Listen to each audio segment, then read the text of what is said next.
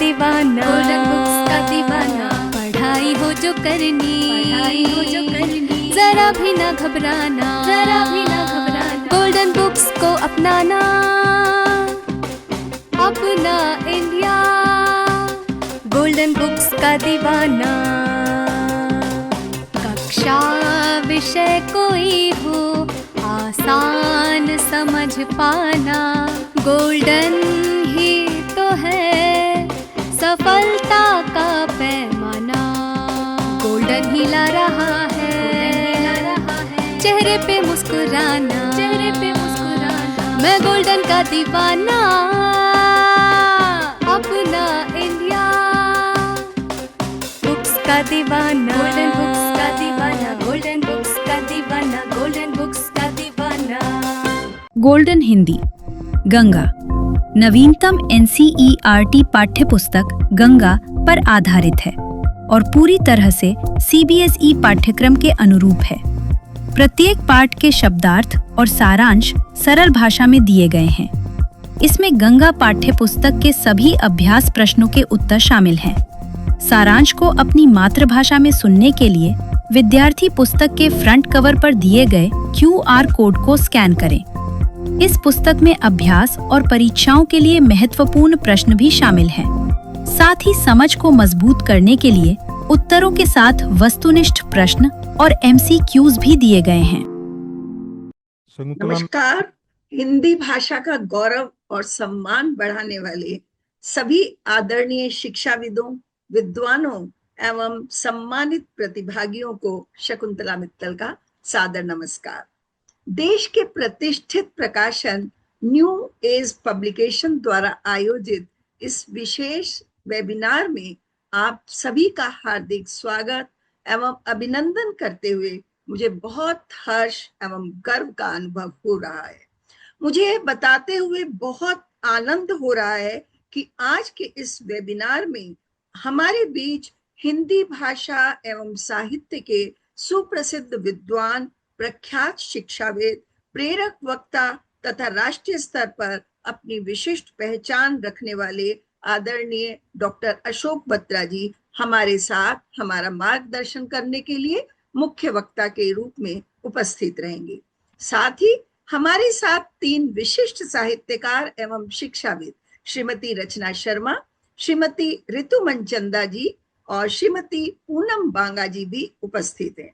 आप तीनों ने गोल्डन गंगा के सहयोगी लेखकों के रूप में महत्वपूर्ण योगदान दिया है और आपके 2 पाठ इस पुस्तक में संकलित हैं।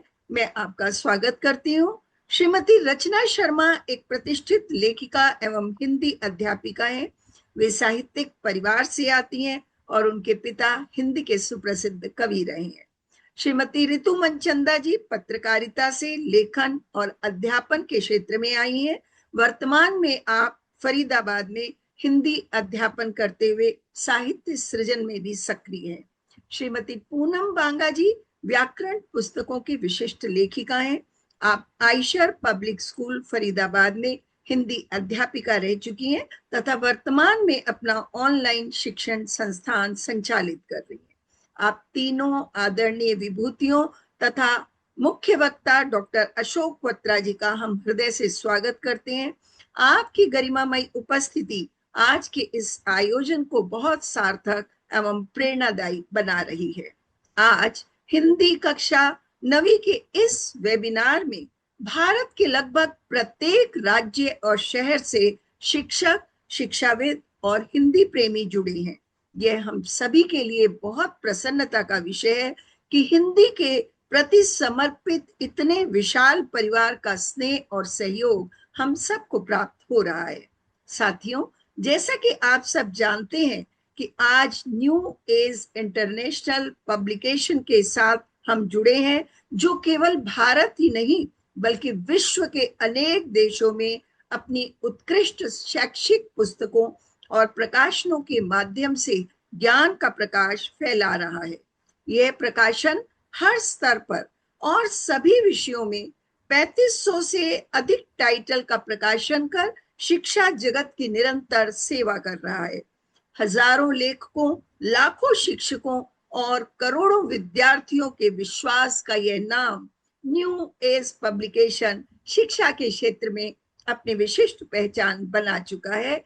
अब मैं आपको इस प्रकाशन के ऐसी प्रेरणादायी व्यक्तित्व से परिचित कराने जा रही हूँ जो सदैव स्वयं को मंच के पीछे रखकर देश भर के शिक्षकों एवं विद्यार्थियों की उन्नति के लिए निरंतर समर्पित भाव से सेवा कार्य कर रही हैं। कहा भी गया है, उत्तम पुस्तकें उपलब्ध कराने वाला भी उतना ही महान होता है जितना उत्तम ज्ञान देने वाला गुरु। हम सभी का बहुत सौभाग्य है कि ऐसा विशिष्ट समर्पित व्यक्तित्व आज हमारे बीच उपस्थित है। मैं बहुत हर्ष, गर्व और सम्मान के साथ न्यू एज इंटरनेशनल पब्लिकेशन के मैनेजिंग डायरेक्टर आदरणीय श्री सौम्य गुप्ता जी को आमंत्रित करती हूँ। कृपया आप मंच पर पधारें तथा संस्था, उसके प्रकाशन और पुस्तकों के संबंध में अपने प्रेरक विचार हम सबसे साझा करें। आदरणीय सौम्य गुप्ता जी, आपका बहुत बहुत बहुत स्वागत है। मैम, बहुत धन्यवाद। नमस्कार। आज इस हिंदी वेबिनार में भाग लेने वाले सभी गण्यमान्य अधिभागों को मैं दिल से आभार व्यक्त करता हूं, विशेष रूप से डॉक्टर अशोक बत्रा जी का, जो इस वेबिनार में हिंदी 9th के बारे में विस्तार से बताएंगे, और श्रीमती शकुंतला मित्तल जी का, जो इस वेबिनार का संचालन करेंगी, और उन सभी पैनलिस्ट का धन्यवाद जो हिंदी विषय में सार्थक चर्चा के लिए अपना महत्वपूर्ण योगदान देंगे। श्री अशोक बत्रा जी हिंदी साहित्य के जाने माने कवि तथा लेखक हैं। वे विगत 40 वर्षों से हमारे गोल्डन पब्लिकेशन के साथ जुड़े हुए हैं और हमारी गोल्डन की पुस्तकों को सर्वश्रेष्ठ व उत्कृष्ट बनाने में अपना अमूल्य योगदान दे रहे हैं। मुझे ये बताते हुए अपार खुशी हो रही है कि इस वेबिनार में लगभग 250 के ऊपर प्रतिभागी जुड़ चुके हैं, और जैसे जैसे वेबिनार बढ़ेगा और भी लोग जुड़ेंगे। न्यू एज इंटरनेशनल पब्लिशर्स की गोल्डन की पुस्तकें संपूर्ण भारत में पहचान बनाए हुए हैं। गोल्डन की पुस्तकें एनसीईआरटी पर आधारित तथा सीबीएसई के नवीनतम पाठ्यक्रम पर बनी हुई हैं। इन पुस्तकों की प्रशंसा अध्यापक और छात्रों के साथ साथ विभागक भी करते हैं। सीबीएसई के पाठ्यक्रम तथा एनसीईआरटी की पाठ्य पुस्तकों में किए जाने वाले छोटे छोटे परिवर्तन भी हमारी गोल्डन की पुस्तकों में जल्द से जल्द कर दिए जाते हैं, ताकि छात्रों और अध्यापकों को कोई परेशानी न उठानी पड़े। न्यू एज कंपनी की मार्केटिंग ब्रांच भारत के सभी शहरों में स्थित है। कंपनी स्कूल श्रृंखला में सभी प्रकार की पुस्तकें प्रकाशित करती है, जैसे कि golden all in one 1 to 5 की पुस्तकों में हिंदी, सारंगी और वीणा पाठ्य पुस्तक पर आधारित हैं। गोल्डन 6 to 9 में एनसीईआरटी की पाठ्य पुस्तक मल्हार और गंगा पर आधारित है। गोल्डन की पुस्तकें पढ़कर छात्र गर्व महसूस करते हैं। 1 to 5 की हिंदी वर्कबुक पाठ्य पुस्तक वीणा और सारंगी पर आधारित है। ये पुस्तकें आज भी छात्रों की पहली पसंद बनी हुई हैं। 6 से 9 की हिंदी वर्कबुक एनसीईआरटी की पाठ्य पुस्तक पर आधारित है। ये पुस्तकें बहुत सराहनीय हैं। व्याकरण श्रृंखला में गोल्डन हिंदी व्याकरण तथा रचनात्मक लेखन लेटेस्ट सीबीएसई सिलेबस R1+R2 पे आधारित है और मार्केट में उपलब्ध है। हिंदी पाठ्य पुस्तक श्रृंखला में मधुर हिंदी पाठमाला प्रवेशिका से 8वीं तक उपलब्ध है। मधुर सीरीज भारत के सभी त्योहार, प्रमुख ऐतिहासिक स्थल एवं देशभक्ति गीत और घटनाओं पर आधारित है। इस वेबिनार में भाग लेने वाले सभी प्रतिभागी को हम एक प्रमाण पत्र देंगे। वेबिनार के बाद ये प्रमाण पत्र आपको फीडबैक फॉर्म भरने के बाद प्राप्त होगा। फीडबैक फॉर्म आपको व्हाट्सएप ग्रुप में दिया जाएगा। एक बार मैं फिर से धन्यवाद देता हूं आप सबको, और आशा करता हूं कि वेबिनार सभी प्रतिभागियों के लिए उपयोगी साबित होगा। अब आगे की बात रखने के लिए श्रीमती शकुंतला मित्तल जी से आग्रह करता हूं कि वह कार्यक्रम को आगे बढ़ाएं। धन्यवाद। बहुत बहुत धन्यवाद आदरणीय श्री सौम्य गुप्ता जी। आपने बहुत विस्तार से कंपनी के प्रकाशन और उससे जुड़ करके बच्चों का भविष्य कैसा होगा, निश्चित रूप से आशान्वित हूं मैं कि गोल्डन ही होगा, गोल्डन के साथ जो भी जुड़ेगा। आपका बहुत बहुत धन्यवाद। और अब हम आज के वेबिनार के सबसे महत्वपूर्ण चरण की ओर बढ़ रहे हैं।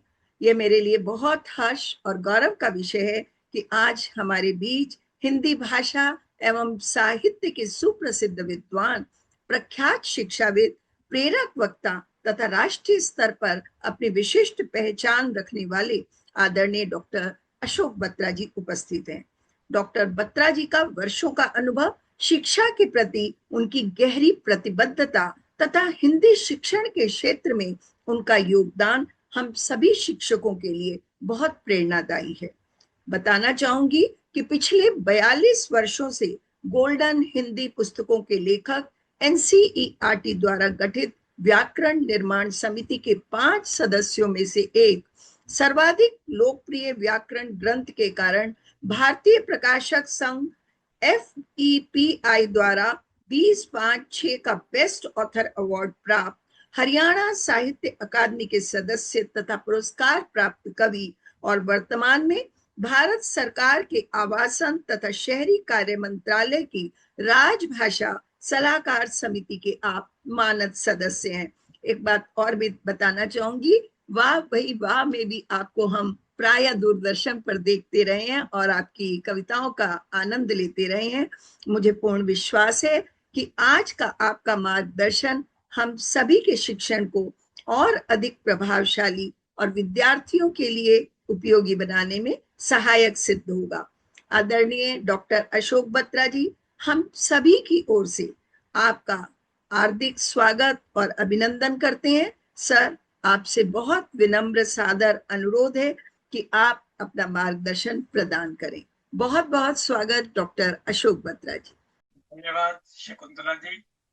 मेरा वक्तव्य तो पता नहीं कैसा हो, परंतु शकुंतला जी का संचालन बिल्कुल मानक है। जैसे हिंदी साहित्य में रामचंद्र शुक्ल का जो स्थान है कि कोई शब्द फालतू नहीं बोलना है और हर एक बात टू द पॉइंट और अपने समय की परिधि में बांध कर अपनी बात कहनी है। शकुंतला जी, इसके लिए मैं आपको बधाई देता हूँ। बहुत सुंदरता से शुद्ध उच्चारण के साथ आपने संचालन आरंभ किया है। धन्यवाद। समय जो आज का है उसमें कुछ समय मुझे बोलना है और देश से शायद 300 के करीब अध्यापक तो जुड़ चुके हैं, शायद 100-200 और भी जुड़ जाएंगे। सबके मन में अनेक प्रश्न होंगे, तो 1-1.25 घंटे में कैसे इन सबको बांधा जाए, अपने आप में बहुत कठिन काम है। और मेरे पास पहले ही ये अच्छी बात है कि कुछ अध्यापकों ने प्रश्न भेजे, 30 के करीब प्रश्न तो मेरे पास पहले आए हुए हैं। उनमें से कुछ प्रश्न तो ऐसे हैं जिन पर हमें चर्चा आज के दिन नहीं करनी है और फिर किसी दिन करेंगे, लेकिन जो प्रश्न भेजे गए हैं, कुछ प्रश्नों के उत्तर देता हुआ मैं अपनी वार्ता को आगे लेकर चलूंगा। और फिर भी यदि आपके कुछ प्रश्न होंगे वे आप देते चले जाएं और मंच के माध्यम से मुझ तक पहुंचेंगे। मैं कोशिश करूंगा अत्यंत संक्षेप में प्रश्न पूछा जाए और उसका उत्तर भी अत्यंत संक्षेप में देंगे, तभी हम एक छोटी सी परिधि में इतना बड़ा काम कर पाएंगे। वास्तव में आज के इस वेबिनार का एकमात्र उद्देश्य है कि 2026-27 में हिंदी 9वीं की हिंदी कक्षा में R1 तथा R2 के लिए जो गंगा पुस्तक आई है, यह पुस्तक क्या है, इसमें क्या क्या है, आपको क्या पढ़ाना है, कौन सी चुनौतियां हैं, कौन सी नई चीजें हैं, इसका ठीक ठीक आपके चित्त में वो स्थान बैठ जाए, क्योंकि बहुत सारी चीजें तो अभी CBSE के द्वारा भी स्पष्ट नहीं है। तो इन पर विचार करेंगे, प्राथमिकता इसे देंगे।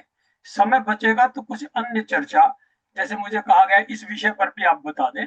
आज मैं अधिक विषयों को खोलूंगा नहीं, बल्कि केवल अपना ध्यान सन 2026-27 में गंगा पुस्तक किन किन के लिए है और उसका पढ़ाने का क्रम, परीक्षा इत्यादि कैसी होगी, इस पर अपना ध्यान केंद्रित करूंगा।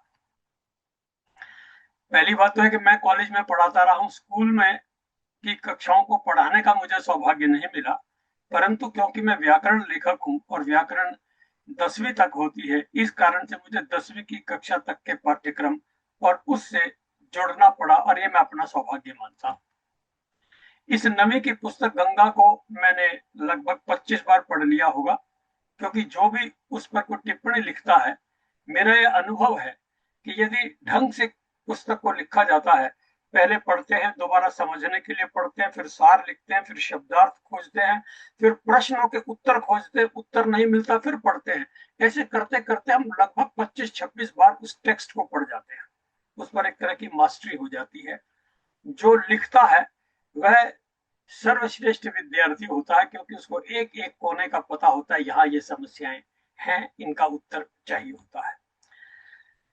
अब फाइल का पहला पृष्ठ खोले, मैं वहां से अपनी बात आरंभ करूंगा। मेरे भी भटकने का भय है, मैं ना भटकूं इसलिए एक क्रम तय कर लिया है। देखिए, 9वीं की जो पुस्तक है उसका नाम रखा गया गंगा। यह R1 तथा R2 की 9वीं कक्षा की नई पाठ्य पुस्तक है। ध्यान करें R3 भी है, आज हमें उससे कुछ लेना देना नहीं है, इसलिए मैं केवल R1 और R2 पर अपनी चर्चा को केंद्रित करूंगा। कुछ लोगों ने प्रश्न पूछा, ये R1 R2 क्या है? मैंने बहुत लोगों से बात की कि इसको ठीक ठीक कैसे समझा जाए। हम सारी चर्चा के बाद जो मैं समझा हूं, प्रत्येक विद्यालय को त्रिभाषा सूत्र के अनुसार 9वीं कक्षा में 3 भाषाएं पढ़नी हैं, जिनमें से एक भाषा विदेशी हो सकती है और शेष 2 भाषाएं भारतीय ही होनी चाहिए। कोई चाहे तो तीनों में ले सकता है भारतीय, लेकिन अगर विदेशी भाषा का भी लेनी है, अंग्रेजी, फ्रेंच इत्यादि, तो एक ही भाषा ले सकेंगे, आगे से 2 भाषाएं भारतीय होंगी। तो ये तय किया गया प्रत्येक विद्यालय उस त्रिभाषा सूत्र को लागू करे। तो यह सभी विद्यालयों के लिए ये छूट दी गई है कि यदि आपका अंग्रेजी माध्यम विद्यालय है, यानी बच्चा परीक्षा अंग्रेजी में देगा, विज्ञान की, गणित की, सामाजिक अध्ययन की, अगर अंग्रेजी माध्यम है तो आपकी R1 भाषा होगी अंग्रेजी। और यदि कोई हिंदी मीडियम स्कूल है और उसका माध्यम हिंदी है, तो उसकी R1 यानी required language 1, required language, R मतलब लैंग्वेज रिक्वायर्ड या रिक्वायर्ड लैंग्वेज 1, यह वो होगी जिसमें उस विद्यालय का माध्यम होगा। अगर हिंदी माध्यम है तो R1, फिर R2 हो जाएगी अंग्रेजी। तो R1 के जो हिंदी के विद्यार्थी हैं, वे हैं जो हिंदी माध्यम के जो विद्यालय के विद्यार्थी हैं, उनके यहाँ हिंदी का R1 का कोर्स चलेगा, और जो इंग्लिश मीडियम होंगे उनके यहाँ हिंदी R2 में पढ़ाई जाएगी। बस एक इतना अंतर ध्यान करें। शेष इसमें बहुत चर्चाएं हो सकती हैं, पर आज के दिन हमें उन चर्चाओं में अगर उलझेंगे तो पाठ्य पुस्तक को के बारे में हम अधिक नहीं समझ पाएंगे। इस कारण से केवल इतना ही इस बारे में कहकर मैं आगे चलूंगा। पहले A कोर्स और B कोर्स होता था, अब नहीं है। वो ना होकर प्रत्येक विद्यालय को ये सुविधा दे दी गई है कि आप अंग्रेजी माध्यम है तो R1 में अंग्रेजी रखिए, तो R2 में हिंदी को रखिए। तो ठीक है। अब हम पहले 4 पुस्तकें थी, A कोर्स में 2 पुस्तकें होती थी, ध्यान करें। B कोर्स में भी 2 पुस्तकें, 4 पुस्तकें होती थी। इस बार बहुत सरल कर दिया है CBSE ने, धन्यवाद देना चाहिए। R1 हो चाहे R2, दोनों के लिए एक ही पाठ्य पुस्तक अब तक रखी गई है। मैं अब तक शब्द निपात की तरह प्रयुक्त कर रहा हूं बल देने के लिए। अब तक तो एक है, भविष्य में ऐसा होने को हो भी सकता है कि फिर से 2 हो जाए। ये मैंने किसी क्लू के आधार पर कह रहा हूं। तो एक ही पाठ्य पुस्तक है जिसमें 12 पाठ है। ये पाठ आपके सामने रखे हैं, जिसमें 2 कहानियां हैं, 2 बैलों की कथा और संवादहीन 2 कहानियां हैं, 2 निबंध हैं, क्या लिखूं और मैं और मेरा देश 7वें नंबर पर 2 निबंध हैं। एक एकांकी नाटक है, रीढ़ की हड्डी, जो 6ठे नंबर पर है। एक साक्षात्कार है, ऐसी भी बातें होती हैं, लता मंगेशकर से साक्षात्कार। और एक यात्रा वृत्तांत है, आखिरी चट्टान तक, मोहन राकेश का। 7 चैप्टर गद्य के हैं। ये 15 अंक के होंगे। आगे चलिए। काव्य खंड में 5 चैप्टर्स हैं। एक रैदास के पद हैं, राम लक्ष्मण परशुराम संवाद तुलसीदास जी द्वारा, और भारती जय विजय करे निराला जी, झांसी की रानी सुभद्रा कुमारी चौहान, और घर की याद भवानी प्रसाद मिश्र। ये 5 कविताएं, कुल मिलाकर ये 12 पाठ आपके पाठ्यक्रम में है। राष्ट्रीयता से भरपूर यह एक पाठ्य पुस्तक है। चलिए आगे चलाइए। ये मैं आपको बता चुका हूं, इसलिए इसको भी आगे पृष्ठ 3 पर आइए। अब पृष्ठ 3 पर आपको ये समझना है कि R1 और R2 के में समान पाठ्यक्रम, इक्वल करिकुलम कौन सा है, क्या क्या चीजें एक जैसी है, उसमें भी और उसमें भी है। अपठित गद्यांश दोनों में है, R1 में भी है, R2 में भी है। बस अंतर इतना है कि R2 में गद्यांश ही है, परंतु R1 में 2 पैराग्राफ में से एक गद्यांश और एक पद्यांश है, लेकिन R2 में दोनों ही गद्यांश आएंगे। 7-7 नंबर के हैं, 14 नंबर का ये अपठित गद्यांश है, और अनुच्छेद लेखन 5 नंबर का दोनों में है, पत्र लेखन अनौपचारिक दोनों में है, संवाद लेखन 5 अंक का 80 शब्दों में दोनों में है, और व्याकरण में उपसर्ग प्रत्यय 2-2 अंकों के 5 प्रश्न पूछे जाएंगे, 4 करने होंगे, 1 की ऑप्शन होगी। तो ये दोनों में है, R1 में भी और R2 में भी।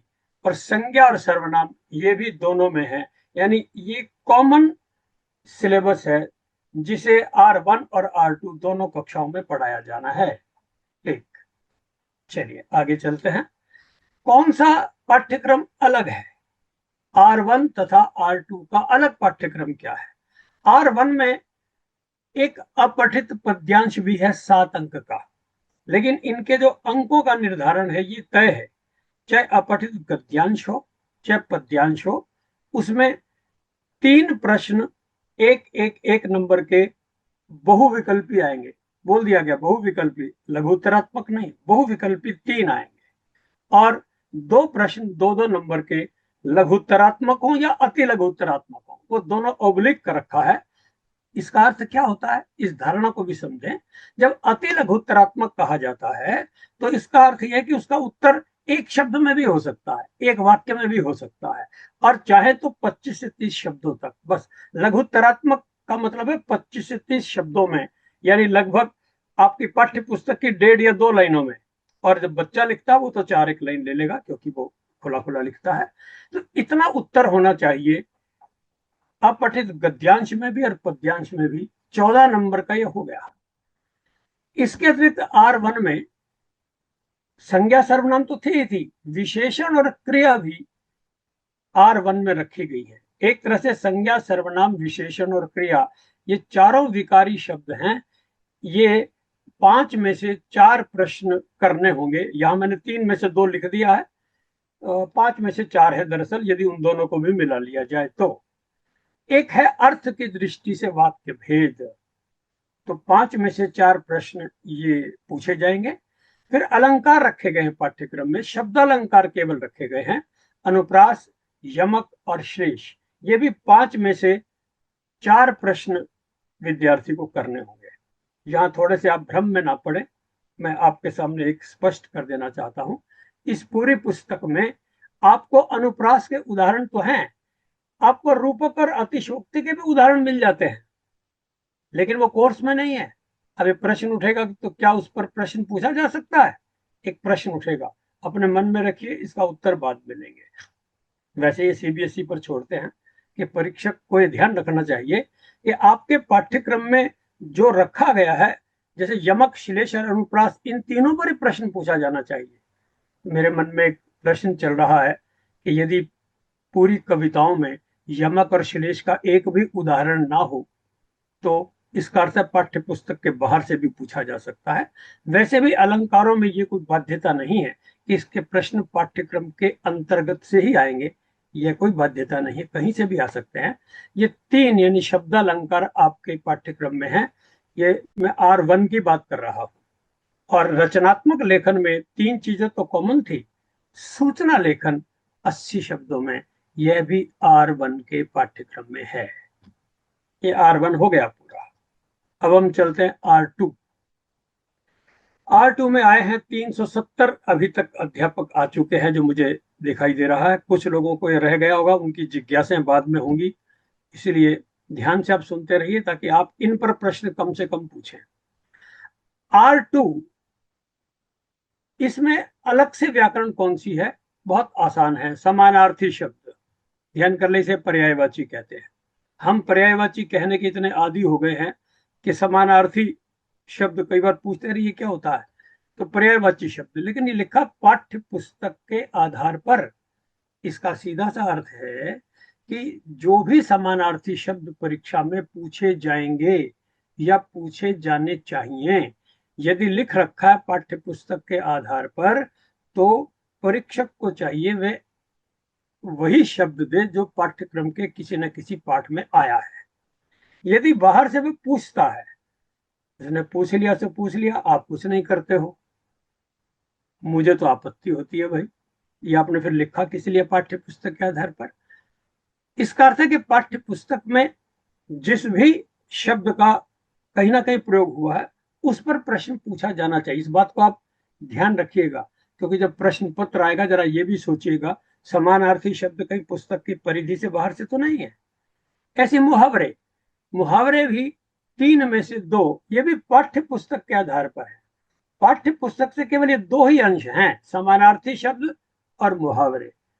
तो पाठ्य पुस्तक में कितने मुहावरे होंगे? यूं तो आपकी पुस्तक में 300 400 मुहावरे दिए होते हैं, और वैसे मुहावरे खोजे तो 1000 से भी ऊपर होंगे मुहावरे। मुहावरों की कमी नहीं है, लेकिन अपनी पाठ्य पुस्तक के मुहावरे खोजना, और सच बात तो यह है कि कुछ तो आपके प्रश्न अभ्यास के पीछे दे रखे हैं। जैसे सबसे पहला चैप्टर है 2 बैलों की कथा, उसमें भी 6-7 मुहावरे दे रखे हैं, और कुछ चैप्टर में भी दे रखे हैं। ये तो कुल मिलाकर 25-30 बैठते हैं, तो 25-30 तो नहीं है, लेकिन इसके अतिरिक्त भी बहुत सारे मुहावरे हैं। होता यह है कि कई बार मुहावरा प्रयुक्त होकर सामने से चला जाता है और हम पहचान नहीं पाते ये मुहावरा था। तो मुहावरों की खोज करना, ये जो जिस पुस्तक की चर्चा हो रही है, सौभाग्य से इस पुस्तक में पाठ्य पुस्तक में प्रयुक्त मुहावरे और समानार्थी शब्द बहुत संख्या में पाएंगे, सैकड़ों की संख्या में। समानार्थी शब्द 600 से ऊपर भी शायद दे रखे हो, क्योंकि यह जरूरी था। ये जब लिखना पड़ा तो मुझे ध्यान में आया कि समानार्थी शब्द पाठ्य पुस्तक से पूछे जाने चाहिए। जिसके भी समानार्थी शब्द पूछे जा सकते वो सभी दिए गए हैं। ऐसे मुहावरे भी 100, 125, 150 से ऊपर दिए गए होंगे, वरना तो मिलते ही नहीं है। कई बार लगता तो 7, 8, 10 ही है। एक और है विराम चिन्ह। विराम चिन्ह यह R2 के लिए है। 3 में से 2 प्रश्नों के उत्तर देने होंगे। ऐसे निपात एक नया चैप्टर है। निपात के बारे में बहुत से अध्यापक, मैं निसंकोच कह सकता हूँ, बहुत से अध्यापक, प्राध्यापक, हिंदी के विद्वान भी इस निपात शब्द से कम परिचित हैं। क्योंकि जब ये पाठ्यक्रम में आया तो मैं भी एक बार चकराया कि निपात आज तक किसी भी व्याकरण की पुस्तक में सिर्फ 4 लाइनें या 6 लाइनें, आधे पृष्ठ से ऊपर कहीं भी नहीं दिया जाता है। और काफी लोग तो कहते हमने सुना ही नहीं, हमने तो 4 विकारी और 4 अविकारी शब्द सुने हैं, ये कहाँ से आ गया। लेकिन कोर्स में रख दिया गया है, तो इसका अर्थ ये हुआ कि हमें इस निपात पर बहुत गहरी चर्चा करनी होगी। इसमें से भी 3 में से 2 प्रश्न आएंगे। इस निपात पर मैं अलग से चर्चा करूंगा, क्योंकि बिल्कुल नवागंतुक है, नया मेहमान है, और आपके मन में भी बहुत जिज्ञासाएं होंगी। जिज्ञासाओं से अधिक दुविधाएं होंगी, और अगर दुविधाएं नहीं हैं, अगर आप दुविधाओं से परिचित नहीं है, तो आप और भी खतरे में रहेंगे। क्योंकि जो दुविधा में नहीं होता वो क्या करता, वो तय कर लेता। अच्छा, जहां ही, भी, ना, नहीं, मत आ जाए, तक, भर आ जाए तो समझ लो वो निपात है। वो उसे लिख आता, टिक करो। नहीं भाई, इसमें भूल भुलैया है। कुछ शब्द निपात होते हैं, कुछ नहीं होते। इसके बारे में थोड़ी सी चर्चा आज हम करेंगे। आज के दिन में सभी विषयों की चर्चा नहीं हो सकती, लेकिन निपात क्योंकि नया विषय है, इस पर मैं थोड़ा सा ध्यान दूंगा। तो रचनात्मक लेखन के अंतर्गत 80 शब्दों में एक चित्र दिया जाएगा, उसके बारे में आप कुछ लिखिए 80 शब्दों में। यह R2 का पाठ्यक्रम है। अब तक मैंने आपको पाठ्य पुस्तक और आपके पाठ्यक्रम के बारे में बताया है कि R1 और R2 में क्या अंतर है। यदि किसी के मन में कोई प्रश्न हो तो वह लिखकर अभी आगे पहुंचा सकते हैं। मैं डिस्टर्ब तो नहीं होना चाहूंगा, क्योंकि एक बार यदि मैंने वो घोड़ा खोल दिया और कहा कि पूछिए, तो उस चर्चा में काफी समय चला जाएगा। एक बार मैं अपनी बात कह लूं, उसके बाद सभी प्रश्नों का समाधान करेंगे। ये अभी तक मैंने गंगा पाठ्य पुस्तक के बारे में क्या है ये बताया है। तो अब पाठ्य पुस्तक में बाकी सबके तो प्रश्नावली या कितने भारांक होगा, अपठित गद्यांश और पद्यांश के 7-7 अंक होंगे, व्याकरण में किस भाग के कितने अंक होंगे, ये बता रखा है, आपने पढ़ लिया होगा, मुझे इस पर समय लगाने की जरूरत नहीं। परंतु गंगा पुस्तक में जो पाठ्य पुस्तक के आधार पर प्रश्न पूछे जाते हैं, अभी सीबीएसई ने इतना लिख दिया कि ये 30 अंकों की पुस्तक होगी, 30 अंक, लेकिन उसका विभाजन नहीं किया। अब विभाजन नहीं किया तो कौन करेगा? अब हमें तो पुस्तक भी लिखनी थी, उसके मॉडल टेस्ट पेपर भी बनाने थे। जब तक कोई निर्देश नहीं मिलता तो हम पुरानी परंपरा को, जो पिछले 2-3 सालों में जो ट्रेंड चल रहा है, हम यह मानकर कि वही ट्रेंड आगे जारी रह सकता है और 10 साल पहले भी जो चलता था वह भी आ सकता है लौट कर, कभी फिर से लौट कर ना आ जाए, कभी फिर से सब प्रसंग व्याख्या ना आ जाए। आज से 15 साल पहले सब प्रसंग व्याख्या आती थी ना 9वीं 10वीं में, कभी वो व्याख्याएं आ जाए तो क्या करेंगे? पैराग्राफ और उसके बीच में से प्रश्न आते थे, अति लघुत्तरात्मक आते थे या लघुत्तरात्मक आते थे या दीर्घ उत्तर वाले आते थे या फिर ऑब्जेक्टिव टाइप या बहुविकल्पी आते थे। तो हमने एक बात सोची कि अपनी पुस्तक को इस तरह से बनाया जाए कि किसी भी तरह का प्रश्न इसमें से छूट ना जाए, क्योंकि भविष्य के गर्भ में है कि सीबीएसई अपना प्रतिदर्श प्रश्न पत्र मॉडल टेस्ट पेपर कैसा देता है ये किसी को भी नहीं पता है, जब आएगा तब पता चलेगा। तो हमने तो ये ध्यान रखा कि प्रत्येक गद्य के पाठ में से 7 या 8 या 9 अनुच्छेद जिस पर प्रश्न पूछे जा सकते हैं वो छाटे जाएं, वो दिए, उसके नीचे सारे कठिन शब्दों के अर्थ दिए जितने भी हो सकते थे। आप देखेंगे गंगा में इतने अधिक शब्दार्थ मिलेंगे कि आपको डिक्शनरी छूने की भी जरूरत नहीं है, वे शब्दार्थ दिए। और फिर उसके बाद प्रश्न कैसे आएंगे, तो 5 प्रश्न पूछे जाते थे पैराग्राफ में से, चाहे पद्यांश हो चाहे गद्यांश हो, तो 5-5 नंबर के ही रखे, लेकिन उनमें से 2 बहुविकल्पी और 3 लघुत्तरात्मक या अति लघुत्तरात्मक, या उल्टा कर दिया, 3 बहुविकल्पी और 2 लघुत्तरात्मक प्रश्न। यही ट्रेंड रहा है। हमने उस पुराने ट्रेंड के अनुकरण पर इस पुस्तक की रचना की है और सब प्रसंग व्याख्याएं वे भी दी हैं। पद्यांश के तो प्रत्येक अंश की, बल्कि हमारे सौम्य गुप्ता जी बैठे हैं, इतना विजन उनको है, उन्होंने कहा कि देखिए जो पुराना साहित्य है ना, जैसे तुलसीदास जी हैं, रैदास जी हैं, ये अवधि समझ नहीं पाते, तो ऐसा करें इसका एक बार अर्थ तो दिया ही दिया है, पर एक एक लाइन के बाद उसका अर्थ देते चले गए, फिर दूसरी लाइन फिर उसका अर्थ, फिर तीसरी लाइन कविता की उसका अर्थ, इस रूप में भी दिया जाए ताकि विद्यार्थी को एकदम स्पष्ट हो जाए कि इस लाइन का, इस पंक्ति का ये अर्थ है। यानी उसको समझाने की चेष्टा की गई है।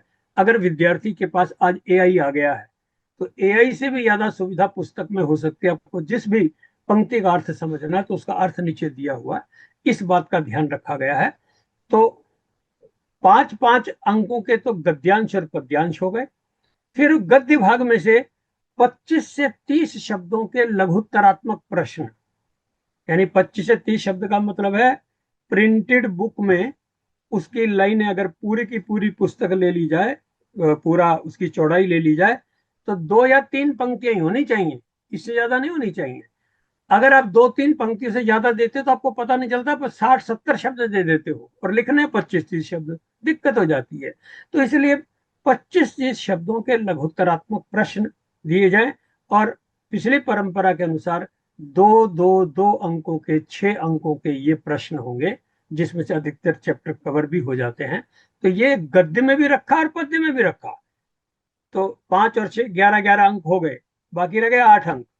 4 अंक का एक प्रश्न 80 शब्दों का गद्य भाग में से और एक पद्य भाग में से, तो 8 अंक का ये भी हो गया। हमने इस तरह का विभाजन प्रपोज किया है, क्योंकि सीबीएसई के मन में क्या है ये तो अब तक नहीं पता है, और अगर पता चल भी जाए, उनका जब प्रतिदर्श प्रश्न पत्र आएगा, मॉडल टेस्ट पेपर आएगा, तो उसके बाद भी कोई गारंटी नहीं होती कि वार्षिक परीक्षा में बिल्कुल हूबहू आए। थोड़ा बहुत परिवर्तन सीबीएसई हर वर्ष करती रही है, ये आपके भी संज्ञान में आया होगा। और पिछले 40 सालों से मुझे तो एक एक प्रश्न पत्र तब से लगाकर अब तक का ध्यान में है कैसे परिवर्तन होता है, क्योंकि जैसे ही परिवर्तन होता है हमें अपनी पुस्तक में परिवर्तन करना पड़ता है। तो जितना दर्द हमें, कहते हैं, जाके पाँव ना फटी बिवाई सो क्या जाने पीर पराई, हमें पता है कि जो परिवर्तन होते तो हमारी कैसे सारी पुस्तक बदल जाती है, इसमें से हम गुजरे हुए हैं। तो इसीलिए ये सारे परिवर्तनों को ध्यान में रखते हुए इस पाठ्य पुस्तक के 30 अंक, 15 अंक गद्य भाग के, 15 पद्य भाग के, 5 का एक पैराग्राफ, 2-2 नंबर के 25-30 शब्दों के लघुत्तरात्मक 3 प्रश्न और एक प्रश्न 4 अंक का 80 शब्दों का, इस तरह से इस पुस्तक का विभाजन हमने किया है। ये हमें अब तक समझ में आया था, वो आपके सामने प्रस्तुत किया। अब देखिए, ये प्रश्न ये है कि R1 के विद्यार्थी भी यही किताब पढ़ेंगे और R2 के भी। माना जाता है R1 के जो विद्यार्थी हैं वो उस भाषा के बड़े गहरे गहन पैठ रखते हैं, भाषा पर गहरी पकड़ है, कल्पना भी कर सकते हैं, तर्क भी दे सकते हैं, मौलिकता भी होती है, वे बड़े गंभीर छात्र होते हैं। इसलिए उनसे कितने भी कठिन, जटिल, गहरे, काल्पनिक, अनुभव प्रधान प्रश्न पूछे जाएं, पुस्तक यही होगी, लेकिन प्रश्नों का स्तर बहुत गहरा, जटिल, कठिन, ये R1 के लिए होगा, R2 के लिए सरल प्रश्न होंगे। बस इतना ही अंतर है, ध्यान कर लेना। पुस्तक वही, परंतु यदि R2 के लिए प्रश्न बन रहे हैं, एग्जामिनर ध्यान रखें, यदि आपके क्लास में R2 का कोर्स चल रहा है तो आप बहुत गहरे, बहुत तह तक, भीतर तक पहुंचने वाले प्रश्न के उत्तर की अपेक्षा मत करना उनसे, क्योंकि ये सीबीएसई भी अपेक्षा नहीं करती। पेपर तो सीबीएसई से बनेगा, क्योंकि उनको पता कुछ हिंदी बेल्ट के बाहर के भी प्रांत होंगे जिन्होंने ले रखा है A2, तो उनके अनुसार सरल उत्तर वाले ऑब्जेक्टिव टाइप ज्यादा होंगे, अति लघुत्तरात्मक प्रश्न ज्यादा होंगे, व्याख्याएं उसमें कम, बहुत गहरे चिंतन मनन उसमें कम हो, ऐसी अपेक्षा की गई है। मैंने लिखा है कि R2 के अध्ययन और परीक्षा में क्या अंतर है। R1 में गहन, विश्लेषण प्रधान, रचनात्मक मतलब क्रिएट, कि उस लड़की ने तो बैल की रस्सी खोल दी थी, अगर आप होते तो क्या करते, आप पर डाल दिया। रचनात्मक, कल्पना कीजिए, अनुमान लगाइए, आप होते तो क्या करते। जरूरी नहीं कि आप कहें मैं तो लड़की से भी आगे बढ़कर वो उसको कह के ही देता मैं छोड़ रहा हूं, इस तरह की बात नहीं करनी। आप जैसा सोचते हैं, आप जैसे हैं, लेकिन इसके उत्तर तो कई तरह के हो सकते हैं। मान लो ये प्रश्न पूछ लिया गया कि वो छोटी लड़की बैल की रस्सी छुड़वा देती, आप होते तो क्या करते, तो आप वही लिखिए जो आप वास्तव में करते। अब परीक्षक के मन में होगा कि मैं तो उसे उत्तर दूंगा जो बहादुरी दिखाएगा। नो, परीक्षक को चाहिए केवल यह देखे कि जो उत्तर दिया गया है उसकी भाषा ठीक है, उसने ठीक ढंग से अपनी बात कही है। आपके अनुरूप नहीं होगी तो क्या बात है, आप बहादुर होंगे, वो कमजोर है। उसने लिख दिया जी मैं लड़की की तरह, मैं शोर तो मचा सकती थी, रो तो सकता था और किसी को बुला लाता, लेकिन रस्सी खुलवाने की मेरे वश में नहीं थी। हो सकता आप लिखें, तो परीक्षक को उसके उत्तर के अंक देने पड़ेंगे, देने ही चाहिए, क्योंकि वो विद्यार्थी जो लिख रहा उसी के सत्य को मानना है। यहाँ परीक्षक अत्याचार ना करे, वह ध्यान रखे विद्यार्थी स्वयं सोचता है, जो सोचता उसको सोचने दे, सत्य कहने दे। आप तो केवल यह देखें कि वह ठीक ढंग से अपनी बात कह पाया है कि नहीं, बस। चलिए पृष्ठ 7 पर लाइए, पृष्ठ 7 पर, हाँ रुकिए जरा जी। अब इसके प्रश्न कैसे हैं, मैं वास्तव में जिन्होंने भी ये किताब बनाई है मैं उनको प्रणाम करता हूं कि कितनी तरह के प्रश्न पूछे गए हैं, वास्तव में कल्पना से ऊपर है। और ये जरूर है कि एक व्यक्ति ने नहीं बनाया पेपर, ये एक व्यक्ति के तो वश का भी नहीं है। ऐसे होता है जैसे आईएएस के इंटरव्यू के लिए एक विद्यार्थी जाता है, लेकिन 8 प्रकांड विद्वान बैठे होते हैं और एक से एक सवाल पूछते हैं और वो बेचारा घबरा जाए। मुझे तो कई बार लगता है 9वीं का बेचारा बच्चा जो अभी 8वीं पास करके आया है और प्रश्न ऐसे अष्टावक्र जैसे हैं, इस बच्चे का होगा क्या, एक कालिया तेरा होगा क्या, मैं ये सोच रहा हूं। क्योंकि प्रश्न कैसे हैं, मेरे उत्तर मेरे तर्क, इन 4 बहुविकल्प में से उत्तर कौन सा, फिर तर्क भी दीजिए क्यों ठीक है। ये तर्क देना थोड़ा कठिन है। मेरी समझ मेरे विचार, इसका अर्थ है कि पात्र ने क्या सोचा क्या कहा वो नहीं, मेरी समझ क्या, मैं क्या सोचता हूं, आपको अपने निजी विचार देने हैं। मेरी कल्पना, मेरे अनुमान। अब आप क्या क्या इमेजिनेशन करते हैं, और आपको पता कल्पना तो सबकी अलग होती है, सबकी अलग होती है।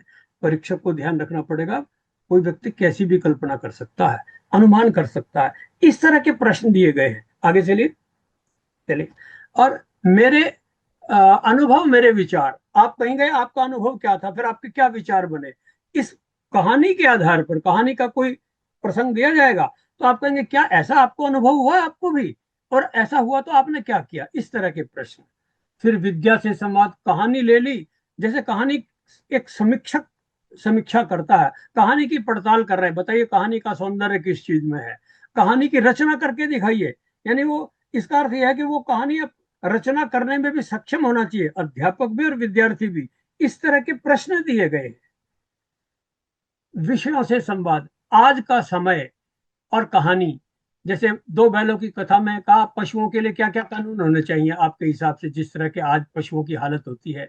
हमारी धरोहर, हमारी संस्कृति, दो बैलों की, पहले दो बैल, जो खेती हमारी बैलों के द्वारा होती, उस संस्कृति की ओर ले जाना। अलग अलग और साथ साथ हीरा और मोती के माध्यम से, वो दोनों गूंगे फिर भी एक दूसरे की बात कैसे समझ लेते हैं।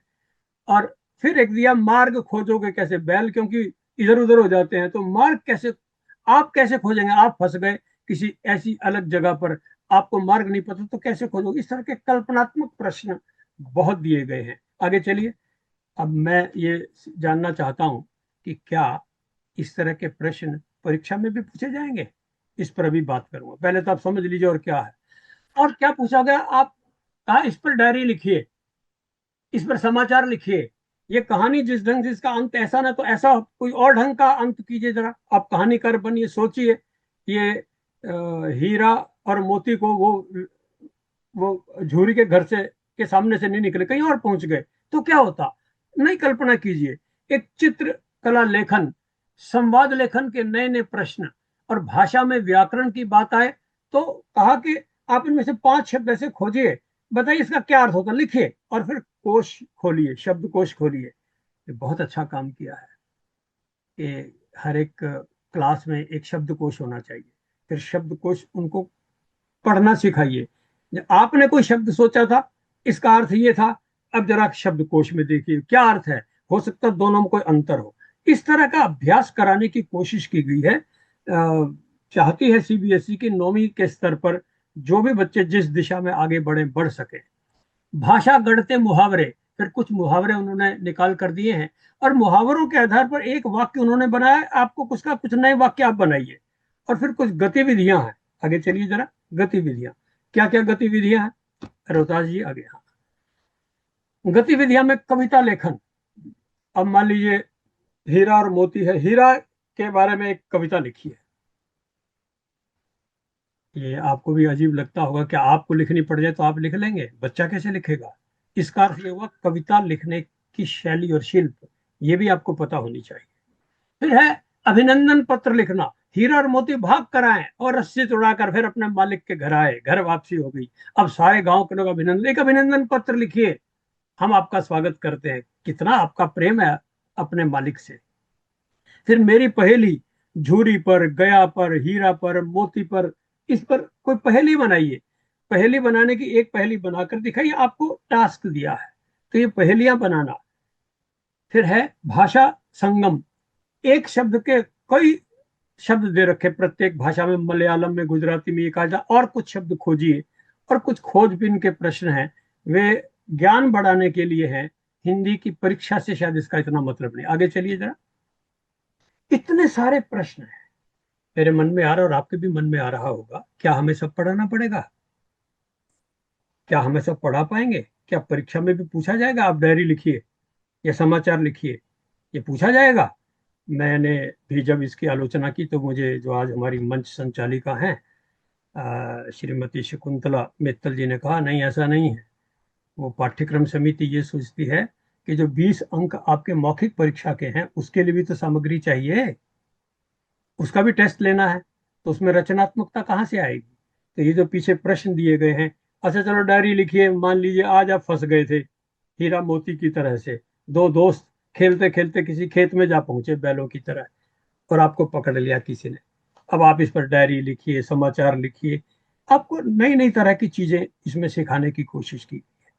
अब मैं आपको ये बताना चाह रहा हूँ कि जिस काम के लिए हमारे पब्लिशर महोदय ने आज का दिन रखा है कि ये जो गंगा पुस्तक न्यू एज से आ रही है, इसमें क्या सब कुछ है, क्या सब कुछ दिया गया है। तो मैं एक बार आपको ये, क्योंकि मैं इसका लेखक हूँ, मैंने आज तक इस तरह के कभी वर्कशॉप ली नहीं है, लेकिन जब एक कार्य सौंपा गया है तो इसको बड़ी कुशलता से रखना भी चाहिए कि जितने भी मैंने चीजें आपको ये बताई हैं, ये सब के सब इस पुस्तक में किस तरह से दे रखी हैं। मेरे उत्तर मेरे तर्क, 4 प्रश्न इसका उत्तर है, फिर क्यों एक ही लाइन में दिया है। अगला अगला प्रश्न चलिए, इसका भी उत्तर क्यों, क्यों एक ही लाइन में दिया हुआ। आगे चलिए, देखिए अब अगला प्रश्न, मेरी समझ मेरे विचार। इसमें पूछा गया है क्या आप इस कथन से सहमत हैं, अत्याचार सहना। तो पहले एक वाक्य में बताया कि हाँ मैं सहमत हूं कि नहीं, फिर कारण दिया गया, वो भी एक ही लाइन में, लंबा नहीं खींचा गया इसे। आगे चलिए, मेरी कल्पना मेरे अनुमान।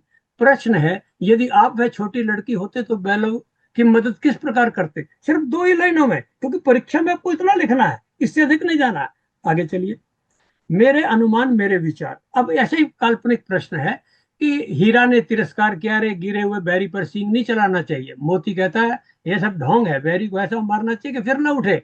आपका इस संबंध में क्या विचार है, आप किसके साथ हैं, हीरा के या मोती के या दोनों के, क्यों।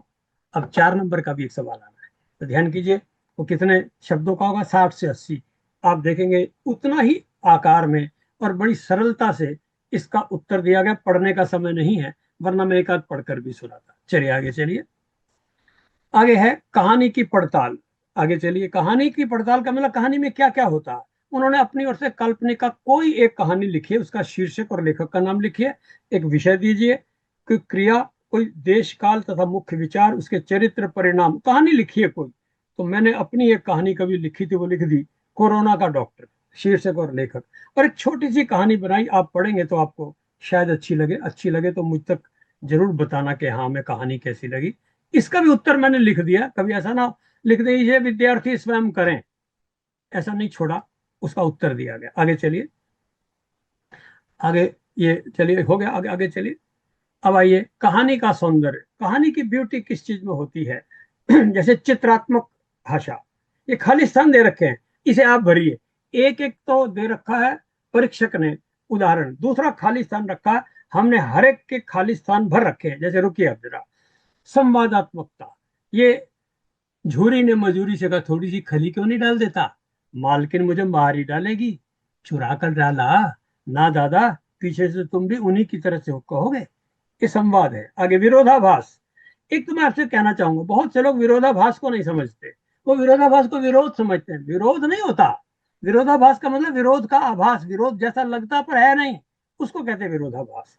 चलिए आगे, व्यंग्य, जी ये व्यंग्य भी आगे, ये सारे के सारे, चलिए अब इसको आगे चला दीजिए क्योंकि इतना समय नहीं है। यानी सभी के उत्तर टू द पॉइंट दे रखे हैं। आगे चलिए, कहानी की रचना। अब ये कहानी की रचना में ये बता रखा कि कहानी अपने समय की कहानी थी, उस वक्त की थी। आप सिद्ध कीजिए कौन से ऐसी चीजें हैं जिससे आप बता सकते हैं ये 2 बैलों की कथा केवल बैलों की कथा नहीं है, बल्कि अपने वक्त की कहानी कहती है। उसके तर्क दीजिए। तो तर्क बता रखा है कि जिसका आरंभ है वो गधा बछिया का था, वो ये भारतीयों को कहा गया है, तो वो भारतीय जनमानस से जुड़ी हुई है। ये हीरा और मोती और कुछ नहीं, गरम दल और नरम दल के हमारे ही नेता हैं। ये इसका उत्तर भी दिया गया। आगे चलिए, नेक्स्ट, चलिए चलिए, समय थोड़ा भाग रहा है तो मैं भी भाग रहा हूँ। कहानी का समय और समाज, चलिए आगे, चलिए आगे आगे आगे चलिए। हाँ देखते हैं, रुकिए रुकिए रुकिए रुकिए रुकिए, थोड़ा पीछे रहिए। हाँ, ये जो बाई और 5 दे रखे हैं, कहानी के ये वाक्य हैं और स्वतंत्रता आंदोलन में ये घटनाएं हुई, मिलती जुलती हैं। क्या जोड़िए तो जरा, जोर तो मारता ही जाऊंगा चाहे कितने बंधन पड़ते जाएं। इससे ये जरा किसने आगे दे रखा, अभी सोनिका ठाकुर जी का वो आ रहा है, तो वो हाँ ये कोई उत्तर है, थोड़ा थोड़ा सा ऊपर करना, थोड़ा ऊपर करना। 1-6, एक का उत्तर छठा है। इतना जोर तो मारता ही जाऊंगा चाहे कितने ही बंधन पड़ते जाएं। स्वतंत्रता सेनानी बार बार जेल गए, फांसी पर चढ़े, पर संघर्ष छोड़ने को तैयार नहीं हुए। ये आपस में मिलता है, इस तरह का मिलान करना दिखाया गया। आगे चलिए, आगे चलिए, पशुओं के लिए कानून कौन से होने चाहिए, मैंने अपनी कल्पना के अनुसार लिखा है। और एक चिट्ठी है कि माना हीरा और मोती चिट्ठी लिख रहे हैं, जी हमारी तो बहुत बुरी हालत कर दी, हे भगवान जी कुछ हमारा भी ध्यान रखिए, ये चिट्ठी पढ़ना। आप थोड़ा हंसेंगे भी, आपको मजा भी आएगा, क्योंकि भगवान को चिट्ठी लिखी है, काल्पनिक चिट्ठी है, ना हीरा लिख सकता ना मोती, पर फिर भी लिखी गई है। तो कैसी लिखी गई है? और पशुपतिनाथ भगवान विष्णु जी, थानाध्यक्ष, स्वर्ग आश्रम, और फिर जो लिखते हैं, बड़ी मैंने थोड़ी कल्पनात्मकता का उपयोग किया है, वो आप भी प्रयोग करें। आगे चलिए, आगे आगे थोड़ा सा आगे। हमारी धरोहर, हमारी संस्कृति, इसमें दे रखा है कि ऐसे कौन कौन से काम थे जो हम भारतीय कभी भी नहीं करते थे। हीरा और मोती के आधार पर हम अपना धर्म छोड़ते, लेकिन कोई अपना धर्म छोड़ दे तो हम अपना धर्म क्यों छोड़े? ये जो भारतीय नीति थी उसके बारे में केवल वही दो दो लाइनें, इतना ही दिया गया। आगे चलिए।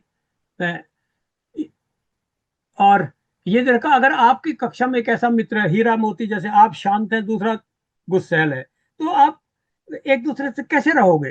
तो इसका उत्तर दे रखा, मेरी अपने मित्र से क्या अपेक्षा होगी? वह मेरे साथ खेला करे, हंसा करे, सैर सपाटा करे, गपबाजी करे, बाजार में घूमने चले। और मित्र की मुझसे क्या अपेक्षा होगी? मित्र चाहता मैं उसे घर में शांत बैठने दूं, अध्ययन के समय उससे बात ना करूं, मैं उसके साथ नदी किनारे या बगीचे में बैठा करूं। अब देखिए, बराबर किसी कल्पना करना, इतनी सहज कल्पना करना जो बच्चा भी कर सके। जब मैं लिखता हूँ तो मैं 8वीं क्लास का, 9वीं क्लास का बच्चा बन जाता हूँ, तब जाकर मैं इतना लिख पाता हूँ। वरना मैंने पढ़ाया तो MA PhD IAS के विद्यार्थियों को है, और लिखना मैंने 9वीं के बच्चों के लिए कठिन काम है।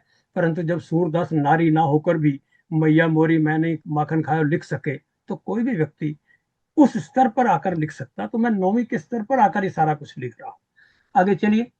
आप भी अनेक अवसरों पर दिया है कि जब आप बिना बात किए कैसे पता चल जाता उसका हाल क्या है, तो उसका अनुभव जो मैंने दिया, आप पढ़ना। कभी कभी माँ आकर मुझे पीछे से मेरे आंख बंद कर लेती है, तो मुझे पता चल जाता है मेरी माँ मुझसे प्रेम व्यक्त करना चाहती, इत्यादि इत्यादि वर्णन है। आगे चलिए, नेक्स्ट। मार्क खोजिए, चलिए कर लेना आप। मैं ये कहना चाहता हूँ, इस पुस्तक में ऐसा कुछ नहीं है जो होना चाहिए उसमें नहीं है। और डायरी लिखना, हीरा और मोती की डायरी, आज फंस गए, उनकी डायरी लिखिए। आज हमारे लिए दुर्भाग्य है, हमने मटर क्या खाए, कि वाह, बेरहमी से काजी हाउस में बंद कर दिया गया। उनकी डायरी पढ़िएगा। आगे आगे चलिए, आगे चलिए, वक्त जा रहा है। और रुकिए रुकिए रुकिए, हाँ, चित्रकथा लेकिन, चलिए आगे आगे चलिए।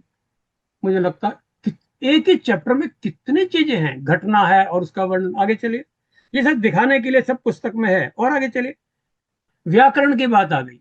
अब देखिए, पगहिया शब्द, पांवों की रस्सी है, ये कहा शब्द कोश में से देखिए।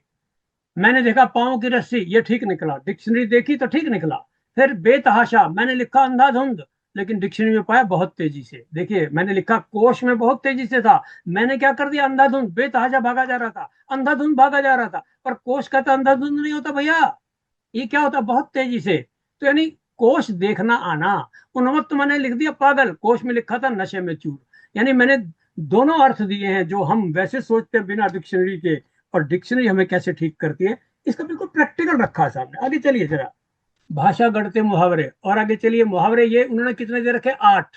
और 8 मुहावरों के दूसरे अर्थ भी मैंने दे रखे हैं। परंतु ध्यान कीजिए, आपको आपको अन्य मुहावरों के भी मुहावरे खोजने पड़ेंगे। इस पुस्तक में, इस कहानी में 30 से ऊपर मुहावरे हैं, और आपको यहाँ तो 8 दे रखे हैं। वो 30 पर नजर गड़ाना, ध्यान करना, बहुत कम लोग ये नजर गड़ाकर मुहावरे को ढूंढ सकते हैं। उनको लगता है इसमें क्या मुहावरा है, ये तो शब्द ही हैं, लेकिन नहीं, मुहावरे की ठीक परिभाषा समझकर उसको समझना चाहिए। आगे चलिए, गतिविधियां।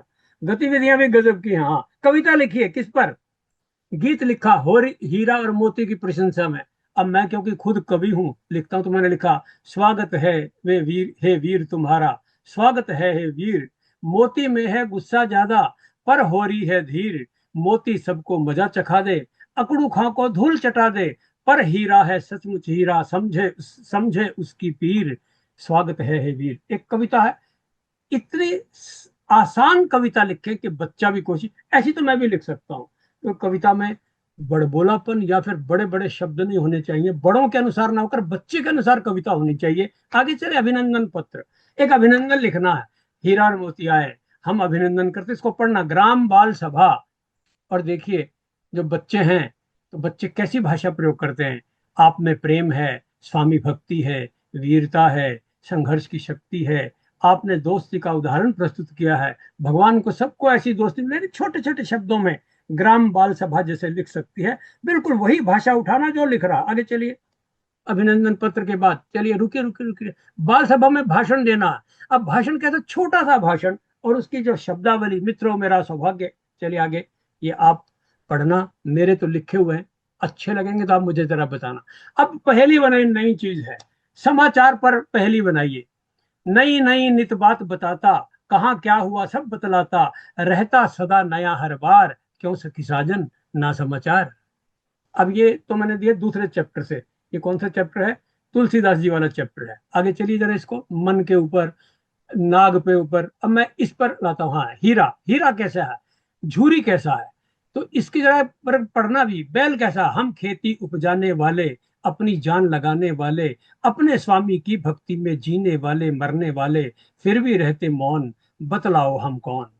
हीरा कैसा, यारों का वो यार है यारो, साथ निभाता मौन, सबको गलती से रोक, साथी को गलती से रोके, तुम्हें बताओ कौन।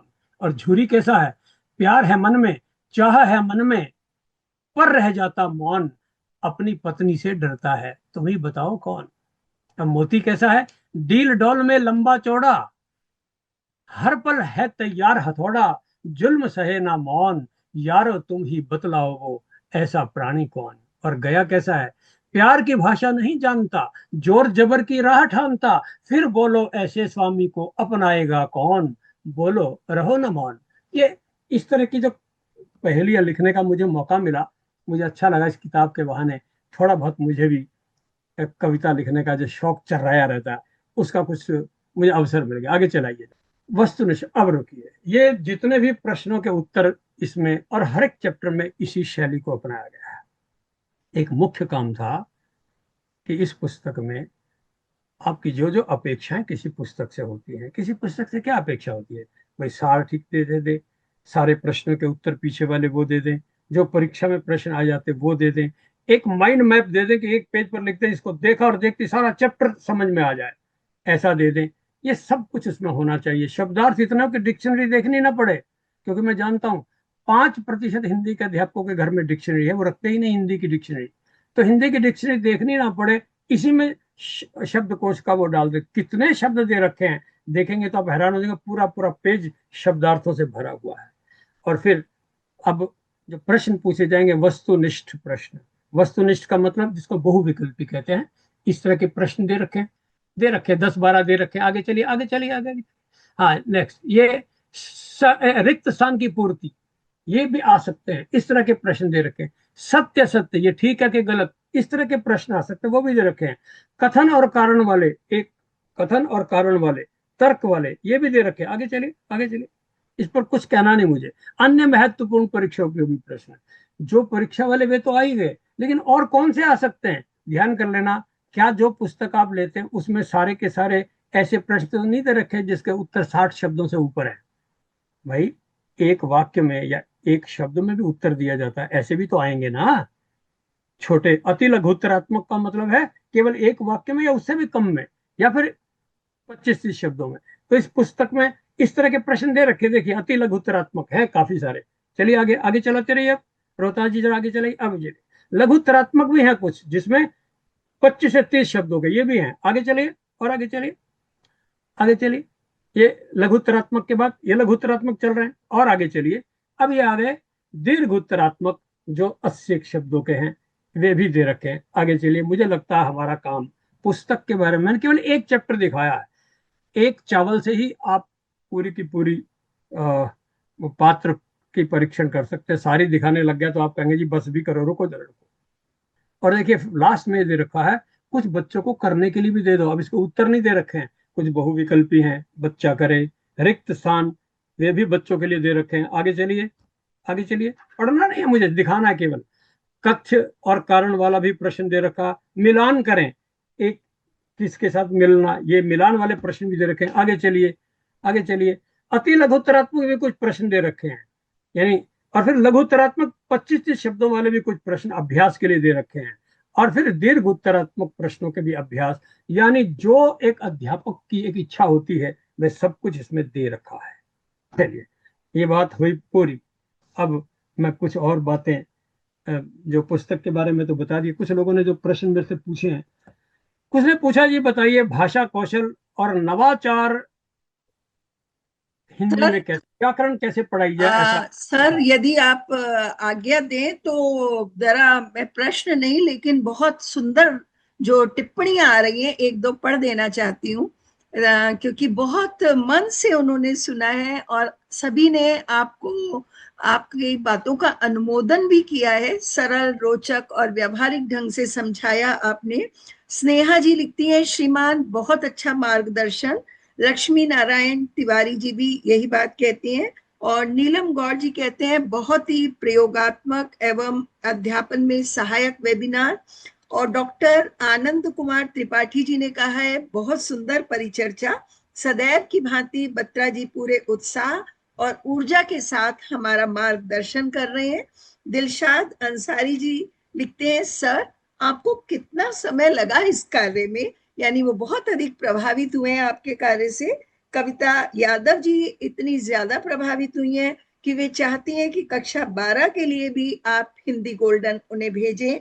और नीलम जी लिखती हैं, बहुत अच्छी पुस्तक सर, पुस्तक के अंत में इतना अभ्यास कार्य है, क्या पूर्ण होगा, तो जो उपयोगी हो आपके लिए चॉइस है, आप करवा सकते हैं। भगवती लाल जी लिखती हैं, वेरी नाइस पोएम, जब आपने अपनी कविता पढ़ी। सीमा कौशिक जी लिखती हैं, बहुत बढ़िया है सर। और रंजना तिवारी जी लिखती हैं, वेरी इंप्रेसिव, अभी भी निरंतर आ रहे हैं। नीलम तिवारी जी और मधु सोनी जी लिखती हैं, बहुत बढ़िया सर, बेहतरीन। हरमीत कौर जी लिखते हैं, बहुत सुंदर वर्णन। और ये जो आप पहेलियां बुझा रहे थे तब तो निरंतर वर्षा हो गई आपके लिए। रचना सिंह जी बताती हैं, वेरी इंप्रेसिव। और जोशी जी लिखते हैं, बहुत बढ़िया। संगीता जी लिखते हैं, अत्यंत सुंदर प्रस्तुति। सुमन जी लिखती हैं, बहुत बढ़िया, बहुत सराहनीय कार्य। विनोद कुमार जी लिखते हैं, एक्सीलेंट, बहुत सुंदर और सरल शब्दों में ज्ञानवर्धक जानकारी। अनु शर्मा जी ने कहा। राहुल शर्मा जी ने कहा, बहुत बढ़िया। और कोई 1+ उससे जुड़ा है, उन्होंने लिखा है, अति सुंदर ज्ञानवर्धक जानकारी, सराहनीय कार्य और निरंतर।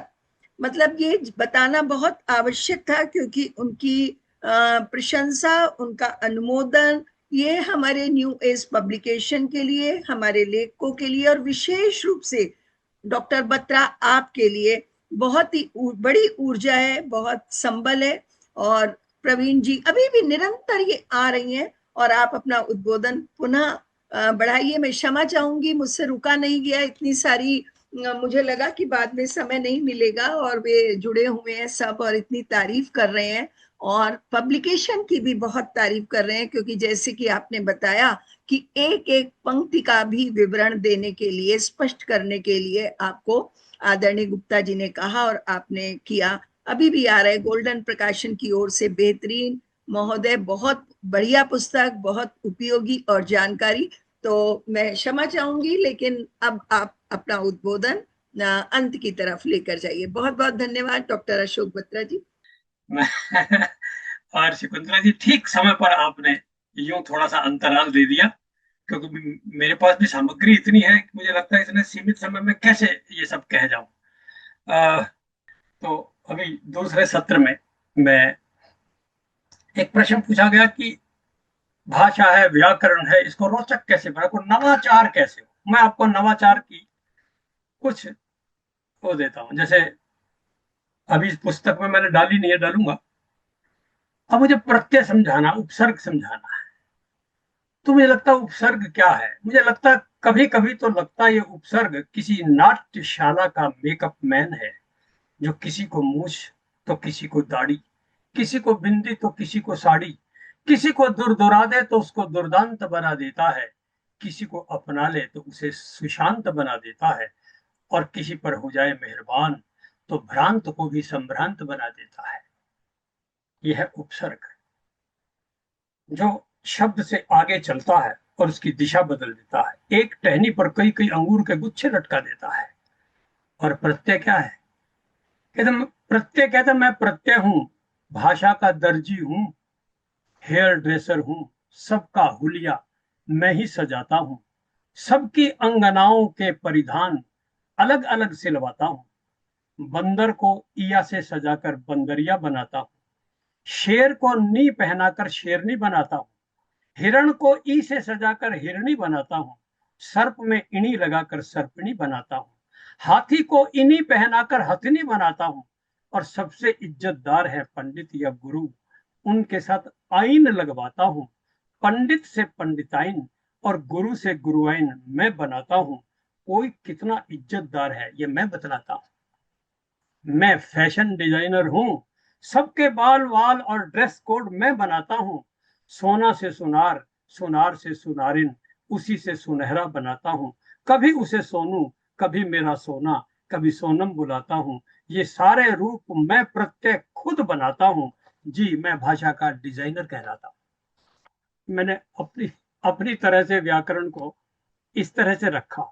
मैंने देखा आजकल इस पर कुछ नाटक भी कुछ लोगों ने किए हैं, कभी संज्ञा सर्वनाम पर बनाया, कभी अभी आया कि समानार्थक शब्द पर कुछ लिखा जाए। मैंने लिखा, बीच में से अवसर मिला तो मैं आपको एक आधी सुनाऊंगा अभी और, लेकिन मेरा लक्ष्य यहाँ पर कविता सुनाना नहीं है, क्योंकि मुझे शकुंतला जी ने कह दिया था कि आप ठीक समय पर अपनी बात खत्म कर सके, मुझे बात पूरी करनी है, इसलिए मैं कुछ विषयों को छोड़ देता हूँ। एक किसी ने पूछा कि मुहावरे पर प्रश्न कैसे आएंगे। यस, आजकल वो समय गया कि जब ये पूछा जाएगा इस मुहावरे का वाक्य में प्रयोग कीजिए, इस मुहावरे का अर्थ बताइए, वाक्य का प्रयोग कीजिए। अब थोड़ा सा जटिल प्रश्न आते हैं। ऐसा हो सकता है कि मैंने एक मुहावरे का प्रयोग किया, आप इस मुहावरे की जगह दूसरे मुहावरे का प्रयोग करके इसी वाक्य को लिखें। आ सकता है कि वह आग बबूला हो गया, इसको हटाकर दूसरा मुहावरा रखें, वह अंगार उगलने लगा, अंगारे उगलने लगा, ऐसा आ सकता है। यानी मुहावरे का प्रयोग अगर पूछा जाए तो ध्यान कर लेना, या तो उसका अर्थ पूछा जाएगा, या अर्थ के साथ साथ उसका वाक्य में प्रयोग पूछा जाएगा, या वाक्य में प्रयोग होगा सामान्य वाक्य में, इसमें मुहावरा भरकर वाक्य पूरा कीजिए, या ये हो सकता है मुहावरा दिया गया अब बिना मुहावरे के वाक्य लिखिए। यानी कितनी तरह के प्रश्न हो सकते हैं, अनेक तरह के हो सकते हैं, लेकिन ये नहीं पूछा जाएगा मुहावरा लोकोक्ति का अंतर बताइए। ध्यान कर लेना, मैं कह रहा हूं नहीं पूछा जाएगा, कोई पूछ सकता है, और ये पता भी होना चाहिए कि मुहावरे लोकोक्ति में अंतर क्या होता है। इस तरह के यूं कहिए कि केवल नियम वाले प्रश्न ना पूछकर उसका व्यावहारिक उपयोग, उसका प्रयोग वाले प्रश्न इसमें पूछे जाने चाहिए, ऐसा मुझे लगता है। एक ने पूछा जी एक चैप्टर दिया गया, क्या लिखूं, ये क्या है, ये इसको कैसे पढ़ाएं, क्या लिखूं, निबंध है। ध्यान करें। डॉक्टर साहब आते हैं, तब तक मैं बता दूं कि निरंतर डॉक्टर साहब के लिए निरंतर टिप्पणियां आ रही हैं। मन मोह लिया सर, अद्भुत प्रस्तुति, अति उत्तम, अत्यंत प्रभावशाली, पता चल रहा है कि गुड बुक है। बहुत तो बहुत धन्यवाद। बहुत हमारे लिए बहुत प्रेरणादायक है आपकी टिप्पणियां, और मैं फिर से डॉक्टर साहब को आमंत्रित करती हूँ। धन्यवाद। बस वो एक ये प्रश्न पूछा गया था ना, समानार्थी शब्द और मुहावरे कैसे पढ़ाए जाए, किसी ने पूछा था। तो ध्यान कीजिए, सीधा सीधा पूछना बहुत बचकानापन है, वो 5वीं 6ठी और 4थी के बच्चे से पूछा जाना चाहिए। वाक्य में प्रयोग करके ही समानार्थी शब्द भी पूछे जाने चाहिए, ऐसा मुझे लगता है। हाँ, ये प्रश्न पूछा गया था, क्या लिखूं, ये कैसा चैप्टर है, उसको कैसे पढ़ाया, इसकी पढ़ाने की शैली क्या हो। देखिए, मैं भी उस पाठ से बहुत ज्यादा वैसे प्रसन्न नहीं हूँ, क्योंकि निबंध अगर लिखना ही है तो बहुत अच्छे अच्छे निबंध हिंदी साहित्य के पास हैं। वह जो चैप्टर है, वास्तव में निबंध भी केवल निबंध नहीं होता, एक निर्बंध भी होता है। देखिए, 2 तरह के निबंध होते हैं। एक होता है निबंध जिसमें विचारों को सुगठित रूप से बांधा जाता है, बंधन में नियमानुसार होता है, क्रम होता है, क्रम को तोड़ नहीं सकते आप। एक होता है निर्बंध जिस पर बंधन होता ही नहीं, कुछ भी बोलो, जो मन में आया बोलो। वास्तव में निर्बंध है जिसको ललित निबंध कहते हैं, पर ललित निबंध में क्रीड़ा भाव होना चाहिए। मेरा तो पीएचडी भी कुबेरनाथ राय के निबंधों में लालित्य तत्व है, इस विषय पर मैं बहुत बोल सकता हूँ, लेकिन इतना ही है कि यह एक निर्बंध है निबंध की बजाय, जिसमें विचारों को शुरू से आयोजित करके और फिर अंत तक पहुंचाने का क्रम ना होकर जैसा मन में आता गया वैसा वो भाव कहते चले गए। लेकिन उनका लक्ष्य ये बताना था कि निबंध कैसे लिखा जाए। पर मैं ये कहना चाहूंगा, अगर ये बात कहनी है कि निबंध कैसे लिखा जाए, तो प्रश्न यह है कि इसका रिजल्ट क्या निकला, पढ़ने के बाद क्या विद्यार्थी को समझ में आ जाता है निबंध कैसे लिखना चाहिए, इस पर सोचना चाहिए। क्या समझ में आया क्या? इसमें कई बार मुझे भी संदेह होता, मैं भी तो बाद में कहा क्या। ललित निबंध की एक दिक्कत होती है, सब सारी बातें बड़ी चटपटी और अच्छी लगती है, लेकिन बाद में पूछे जी कहा क्या था, वो कुछ सार सा नहीं निकलता, ऐसा हो जाता है। इस निबंध में देखिए, लेखक के सामने एक प्रश्न आया कि मैं कुछ लिखना चाहता हूँ, लिखूं, पर कैसे लिखूं? तो उनको A.G. गार्डनर साहब याद आते हैं, अंग्रेजी के एक लेखक हैं। वो कहते हैं भाई लिखा तब करो जब मन में भाव इतने तीव्र हो, उबल रहे हो, आप कुछ कहना चाहते हो और रहा ना जाए बगैर कहे और आप लिख मारें, उसको कहते हैं निबंध। पर ये कहते हैं निबंधकार, पर मेरे तो मन में ऐसे भाव आ नहीं रहे, उफान नहीं आ रहा, मुझे निबंध लिखना पड़े भाई, मैं तो पहले सोचता हूँ, उसका सिस्टम बनाता हूँ, सामग्री इकट्ठी करता हूँ, मेहनत करता हूँ, फिर उसको लिखना शुरू करता हूँ। मैं तो गार्डनर जैसा नहीं हूँ, तो फिर क्या करूं? बोले मेरे सामने तो समस्या एक और भी है कि दो, नमिता और अमिता दोनों ने कहा जी ये दो निबंध हैं वो आपने लिखने हैं। एक निबंध है दूर के ढोल सुहावने और दूसरा है समाज का सुधार, दोनों पर लिखना है। अब बताओ मैं इस पर अपने मन के भावों को कैसे प्रकट, दूर के ढोल सुहावने, इस पर कितने पेज कैसे लिखूं? बोले ऐसे जरूर लिखना ही है तो हम अपने निबंधकारों से पूछ लेते हैं। तो अपने भारतीय निबंधकारों से पूछा तो एक निबंधकार ने लिखा देखो निबंध होना चाहिए, छोटा होना चाहिए। बोला हाँ मैं छोटा निबंध लिखूंगा, बड़ा निबंध होने से बोर हो जाते हैं। और दूसरी बात क्या ध्यान में आई कि उस निबंध में की जो शैली है उसमें पहले रूपरेखा बनाओ, उसके दो भाग होते हैं, एक सामग्री और शैली। ये बात उसको लगी, हमारे लेखक कहते हैं। तो बोला इसके लिए तो सामग्री और शैली के लिए तो मुझे अपनी लाइब्रेरी में बैठना चाहिए, पर लाइब्रेरी तो है नहीं। तो अच्छा लाइब्रेरी है नहीं, टाइम नहीं और लिखना है, दो दो निबंध लिखने, तो क्या करूं? तो ध्यान में ओहो एक तरीका और भी है। एक और महोदय हैं जिन्होंने ये कहा कि निबंध वह होता है जो मन की तरंग के अनुसार चलो, मन जैसे जैसे जैसे पतंग हवा में डोलती चलती है ऐसे जो मन में लिखते चलो। तो क्यों ना मैं इस तरह से लिखूं, मॉन्टेन के हिसाब से, जो मन की अनुभूतियां बिना कोई पूर्व विचार किए। बोले मैं ऐसे लिखता हूँ, उसको याद आ रहा अमीर खुसरो भी तो हमारे ऐसे थे। एक गांव में पहुंचे तो कुएं के पास चार पनिहार ने पानी भरी थी, एक ने कहा ढोल पर सुना, एक ने चरखे पर, उन्होंने एक ही दोहे में वो एक वो बना दिया कि खीर बनाई जतन से, चरखा दिया चलाए, आया कुत्ता खा गया तू बैठी ढोल बजाए। बोले मैं भी तो ऐसे बना, पर मेरे में तो ऐसी प्रतिभा है नहीं, तो मैं क्या करूं? फिर कहते अच्छा चलो लिखना शुरू करता हूं। अब उन्होंने शुरू किया कि दूर के ढोल सुहावने होते हैं। दूर के ढोल सुहावने क्यों लगते हैं? नजदीक जाते तो कान फाड़ते हैं, दिल कहते हैं दूर ले जा ढोल, लेकिन दूर से सुनते तो लगता है क्या लगता है दुल्हन अभी अभी घूंघट निकाल कर सामने आ रही है। दूर के कारण से जो कर्कशता समाप्त हो जाती है, इसीलिए युवकों को दूर अच्छा लगता है। जब हम बड़े होंगे, दूर से जब हम होंगे 50 साल के, हम ये से ये करेंगे, इसलिए वो क्रांति की बात सोचते हैं। हम दूर का भविष्य ऐसा बनाएंगे क्योंकि उनको भविष्य दूर का सुहावना लगता है। और बूढ़ों को क्या लगता है? अरे आजकल की भी कोई जिंदगी है, अरे बचपन में हम किस तरह से और नाव बनाकर कागज की खेला करते थे। बूढ़ों को दूर के कारण से अतीत अच्छा लगता है, उनको अतीत अच्छा लगता है, उनको भविष्य अच्छा लगता है। और ध्यान करें जहां तक समाज सुधार की बात है, ऐसा कोई युग हो ही नहीं सकता जब सुधार की जरूरत ना हो, क्योंकि आज जब आप कोई सुधार कर जाएंगे, कल जब समय बदलेगा ये चीजें पुरानी पड़ जाएंगी, चीजें नई आ जाएंगी, नई आ जाएंगी तो फिर नई क्रांति की जरूरत पड़ेगी। ये तो होता ही रहेगा। प्रगतिशील जो कविता थी वो कौन सा सिर हो पाई? आज नया जमाना नए हिसाब से चलेगा। देखिए मैंने पूरा निबंध पढ़ दिया, मुझे कैसे याद है? आप जब क्लास में पढ़ाने जाते हैं क्या पूरी कहानी पहले बोलते हैं? एक बार बोला करो, मजा आएगा, लड़के मंत्र मुग्ध होकर सुनेंगे। मैं जब पढ़ाता था, मैंने कभी भी क्लास में जाकर मैं कहानी सुनाता हूँ, लड़के बिल्कुल पिन ड्रॉप साइलेंस में सुनते थे। कहानी सुनो, 80-85% तो मेरे सुनाने से समझ में आ जाती थी। अब मुझे निबंध भी याद हो गया। अब मैंने निबंध आपको पढ़ा, मैंने कोई देखा थोड़ी, आपके सामने देख रहा हूँ, पूरा निबंध पढ़ दिया, बिल्कुल सीक्वेंस से तैयार है। यह है ललित निबंध। कहाँ से चला कहाँ पहुंच गया, पहले गार्डनर ने क्या कहा, पर मैं तो ऐसा हूं नहीं, चलो दो दो अमिता और नमिता के लिखने हैं। फिर मन में आया भारतीय निबंधकारों से तो पूछ लूं, निबंधकारों से पूछा, उसने कहा निबंध छोटा होना चाहिए, दो पार्ट होते हैं, वो पार्ट के लिए सामग्री इकट्ठी करूं कहाँ, मैं तो लाइब्रेरी मैं तो हूं नहीं, क्या करूं? तो अच्छा चलो मोन्टेन की तरह से कर लूं। मोन्टेन कहते अपने मन के अनुसार लिखो, पर मन के अनुसार लिखो, अरे अमीर खुसरो ने ऐसे लिखा था ना 4 तरह की, पर मैं तो ऐसा हूं नहीं, अच्छा यूं करता हूं मैं। दूर के ढोल सुहावने का मतलब है दूरी के कारण से कर्कशता समाप्त हो जाती है, मधुरता। इसीलिए युवकों को जोड़ा, युवकों को दूरी के कारण से आने वाला समय अच्छा लगता है और बूढ़ों को दूरी के कारण से बीता हुआ समय अच्छा लगता है। और ऐसा समय कभी भी नहीं आएगा जब समाज सुधार की, जो ऐसा करके कर दिया। ध्यान कीजिए, एक सीक्वेंस है, आपको धीरे धीरे पढ़ोगे तो उसमें रस आने लगेगा। शुरू शुरू में लगता कुछ हाथ नहीं आया, लेकिन अब जैसे मैंने रसात्मकता से उसको आत्मसात भी कर लिया, मैं इसको पढ़ाकर पूरी कक्षा को मंत्रमुग्ध कर सकता हूँ, क्योंकि सारे मेरी आंखों में देखेंगे और मैं समझा रहा हूँ, मुझे कोई किताब नहीं देखनी है।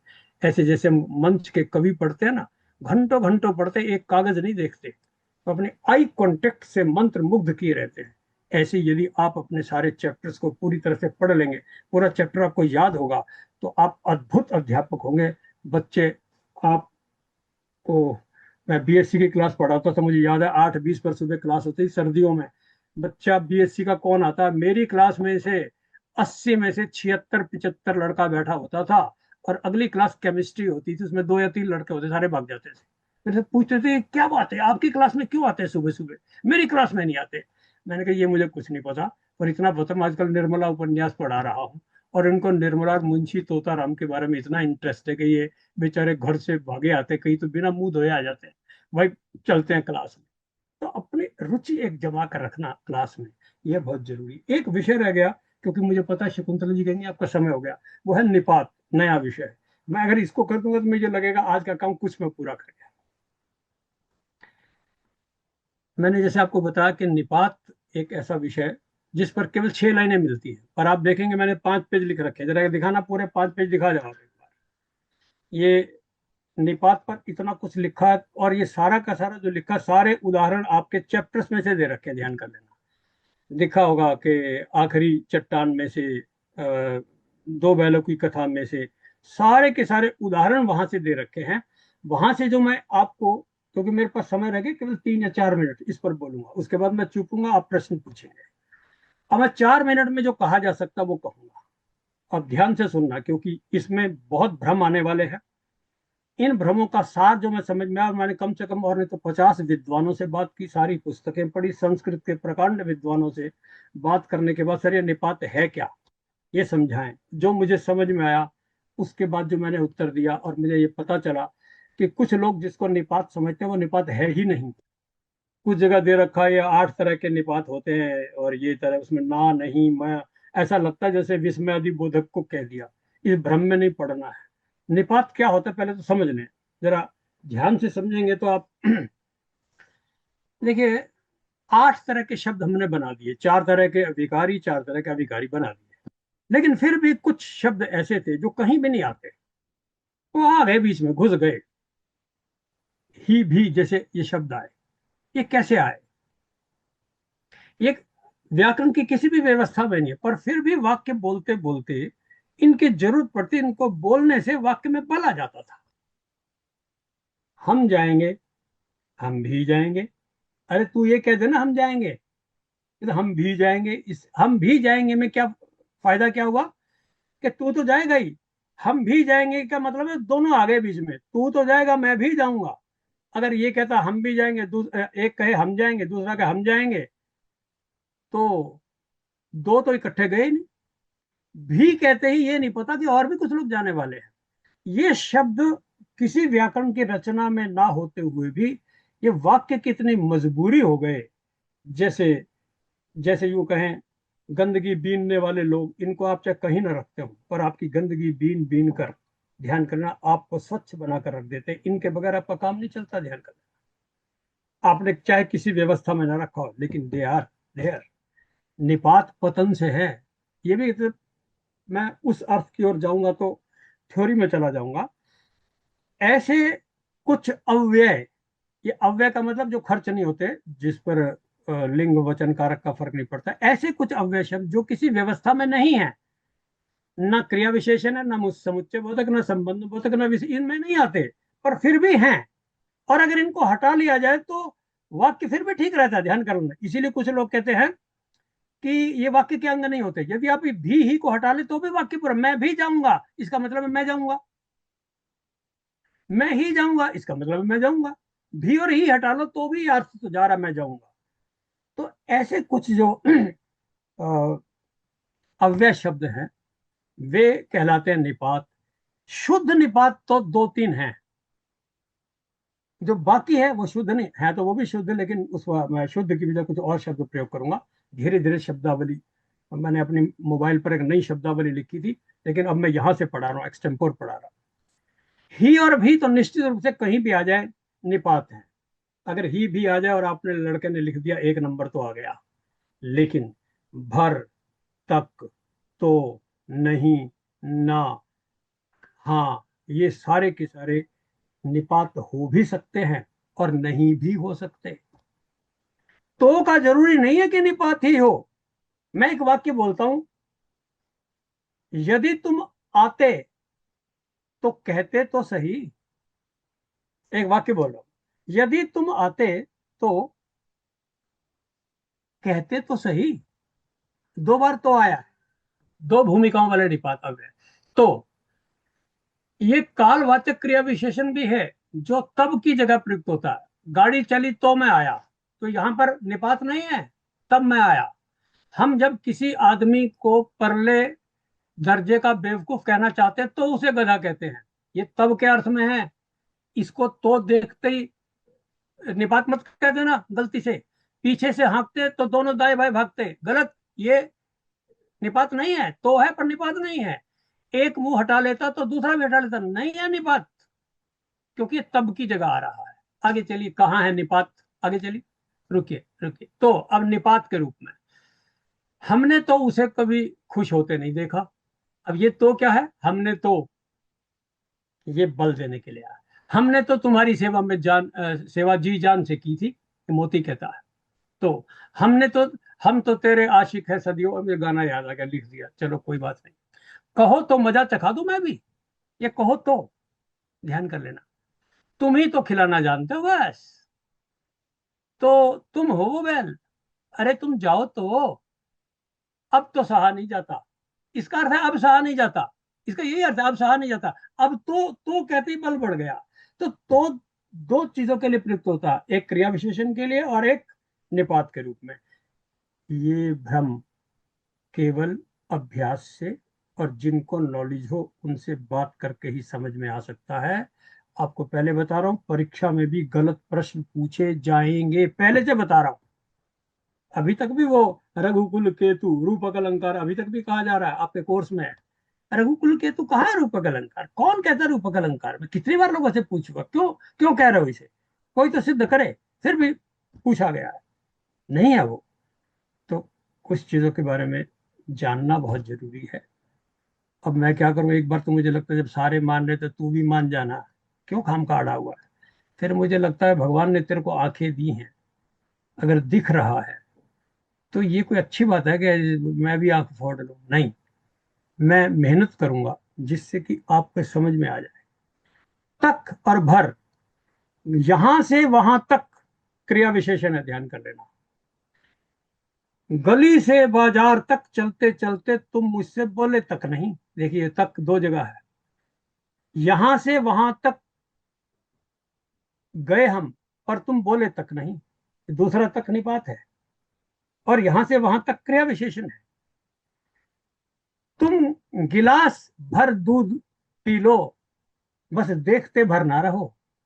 ध्यान करो, गिलास भर ये माप है, परिमाण वाचक क्रिया विशेषण, और वो देखते भर ना रहो ये दूसरा भर निपात है। तो निपात का ये अंतर आपके लिए चुनौतीपूर्ण रहेगा जब तक कि आप अपने आप को इस विषय में समर्पित नहीं करेंगे। मैं तो केवल आपके सामने ये विषय रख रहा हूं कि आप मेहनत करके इस विषय को समझना। इसके लिए कई वर्कशॉप्स की जरूरत होगी। और ध्यान कर लेना, हमारे पब्लिशर महोदय नेचुरली उनकी अपनी सीमाएं होती है, उनका एक काम नहीं है कि प्रशिक्षण इस तरह से दिया जाए, लेकिन आप प्रशिक्षण इसका जरूर ले लेना, क्योंकि जब आपको आ जाता है अच्छी तरह से, क्रिस्टल क्लियर हो जाता है, तब आप ऐसे हवा में उड़ता जाए, फिर आपको चलने में पढ़ाने में बड़ा मजा आता है। आप आनंद लें जीवन का, इसके लिए अपने आप को समर्पित करें, विषय समझें। आप इसको समझने के लिए कुछ भी करना पड़े, वर्कशॉप्स अटेंड करें, जिसको क्लैरिटी उससे समझें, ऐसा जरूर कीजिएगा। मेरी बात लगभग जो मुझे कहा गया था समाप्त होती है। देखता हूँ कि जो पहले प्रश्न पूछे गए थे, कईयों ने और भी पूछे थे, गंगा निर्माण का उद्देश्य क्या है, प्रश्नों के माध्यम से सर्वांगीण प्रश्न अभ्यास की कार्यशैली को मैं बता चुका हूँ।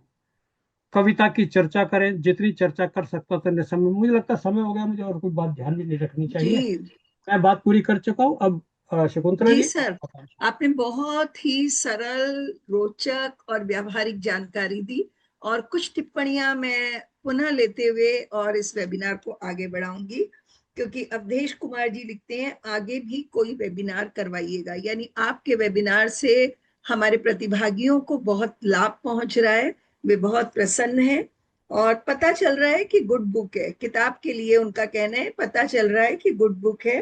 मन मोह लिया सर, आपकी अद्भुत प्रस्तुति ने, अति उत्तम महोदय। सर, ये व्याकरण वाली कविता अवश्य भेजिएगा। प्रत्यय पर कविता बहुत सुंदर है। क्या डॉक्टर साहब का फोन नंबर मिल सकता है? आने वाले समय में वेबिनार का समय बढ़ा दिया जाए, क्योंकि बहुत ज्ञानवर्धक है, पर हम शब्द सीमा और समय सीमा लगा देते हैं। तो हम अपने प्रतिभागियों को आश्वासन देते हैं, हम पुनः करवाएंगे। दिलशाद अंसारी जी लिखते हैं, अति उत्तम सर जी, अति उत्तम, आगे भी हमारा ऐसे ही मार्गदर्शन करते रहिएगा। आपका क्या कोई व्हाट्सएप समूह है सर? और भी वेबिनार होने चाहिए, ये बात बहुतों ने लिखी है। अनीता व्यास जी लिखती हैं, ऐसी वर्कशॉप होती रहनी चाहिए। राधा शुक्ला जी लिखती हैं, बहुत अच्छी प्रस्तुति है सर जी। भगवती लाल जी लिखते हैं, आउटस्टैंडिंग सेशन। पारुल अग्रवाल जी लिखती हैं, बहुत सुंदर प्रस्तुति। कविता यादव जी ने अनेक बार लिखा, thank you so much sir. Charu Jain ने लिखा, निपात बहुत अच्छे से समझाया गया है। संदीप जी ने भी लिखा, बहुत सुंदर प्रस्तुति। हम अपने सभी प्रतिभागियों की इस खूबसूरत ऊर्जा बढ़ाने वाली, सुंदर सुंदर प्यार भरी जो आपकी टिप्पणियां हैं, उसके लिए हम बहुत आभारी हैं, क्योंकि आपकी ये टिप्पणियां हमारे वक्ता का, हमारे प्रकाशक का संबल है। इसी तरह आप जुड़े रहिए। और अब मैं वेबिनार को आगे बढ़ाती हूँ, अगर डॉक्टर अशोक बत्रा जी मुझे अनुमति दें। जी शकुंतला जी, लोगों ने तो कुछ कहा ही, आपके मुख से जब उनकी सराहना निकलती है और अधिक यूं कहें कि आकर्षक बन जाती है। मैं सबके प्रति हृदय से धन्यवाद व्यक्त करता हूँ। जी, वेबिनार के मैं बारे में आपको बहुत लोगों बुलाऊंगी ने कहा है। धन्यवाद के लिए, अंत में भी बुलाऊंगी सर। मुझे लगता है कि हम, क्योंकि आप एक्सपर्ट हैं, आप कॉलेज का अनुभव रखते हैं, आप व्याकरणविद हैं, और मैं आपकी प्रतिभा, मैं ही नहीं, हमारे प्रतिभागियों में से अनेक ऐसे हैं जो आपकी प्रतिभा से परिचित है।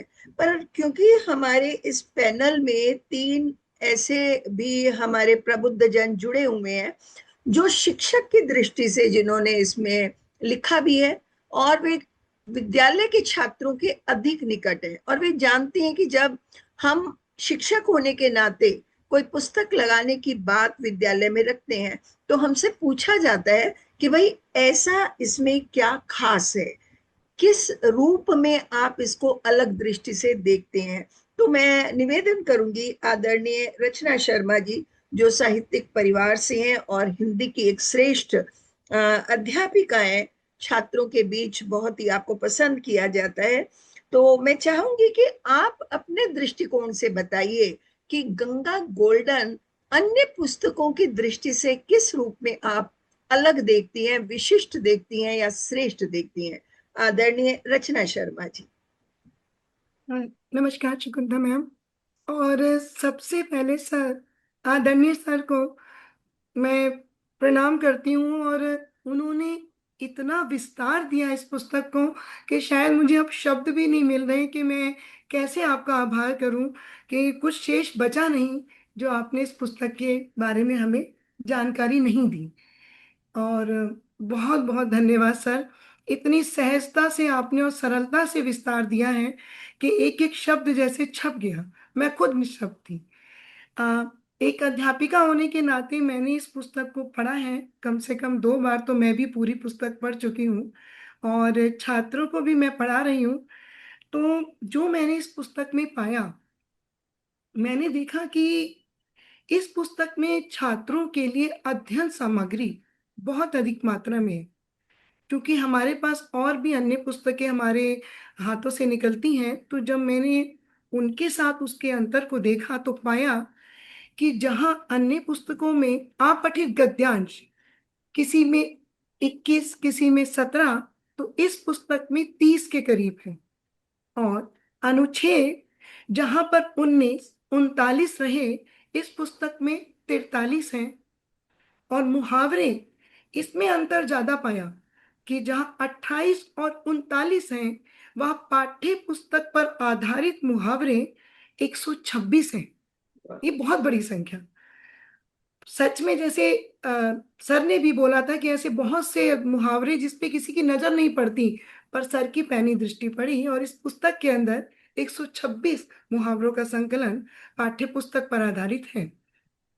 समानार्थी जो अन्य पुस्तकों में 67 और 91 देखे गए, उनकी बहुलता इतनी है कि 635 हैं, जो सच में बहुत अधिक मात्रा है। बच्चा बहुत कुछ सीखेगा।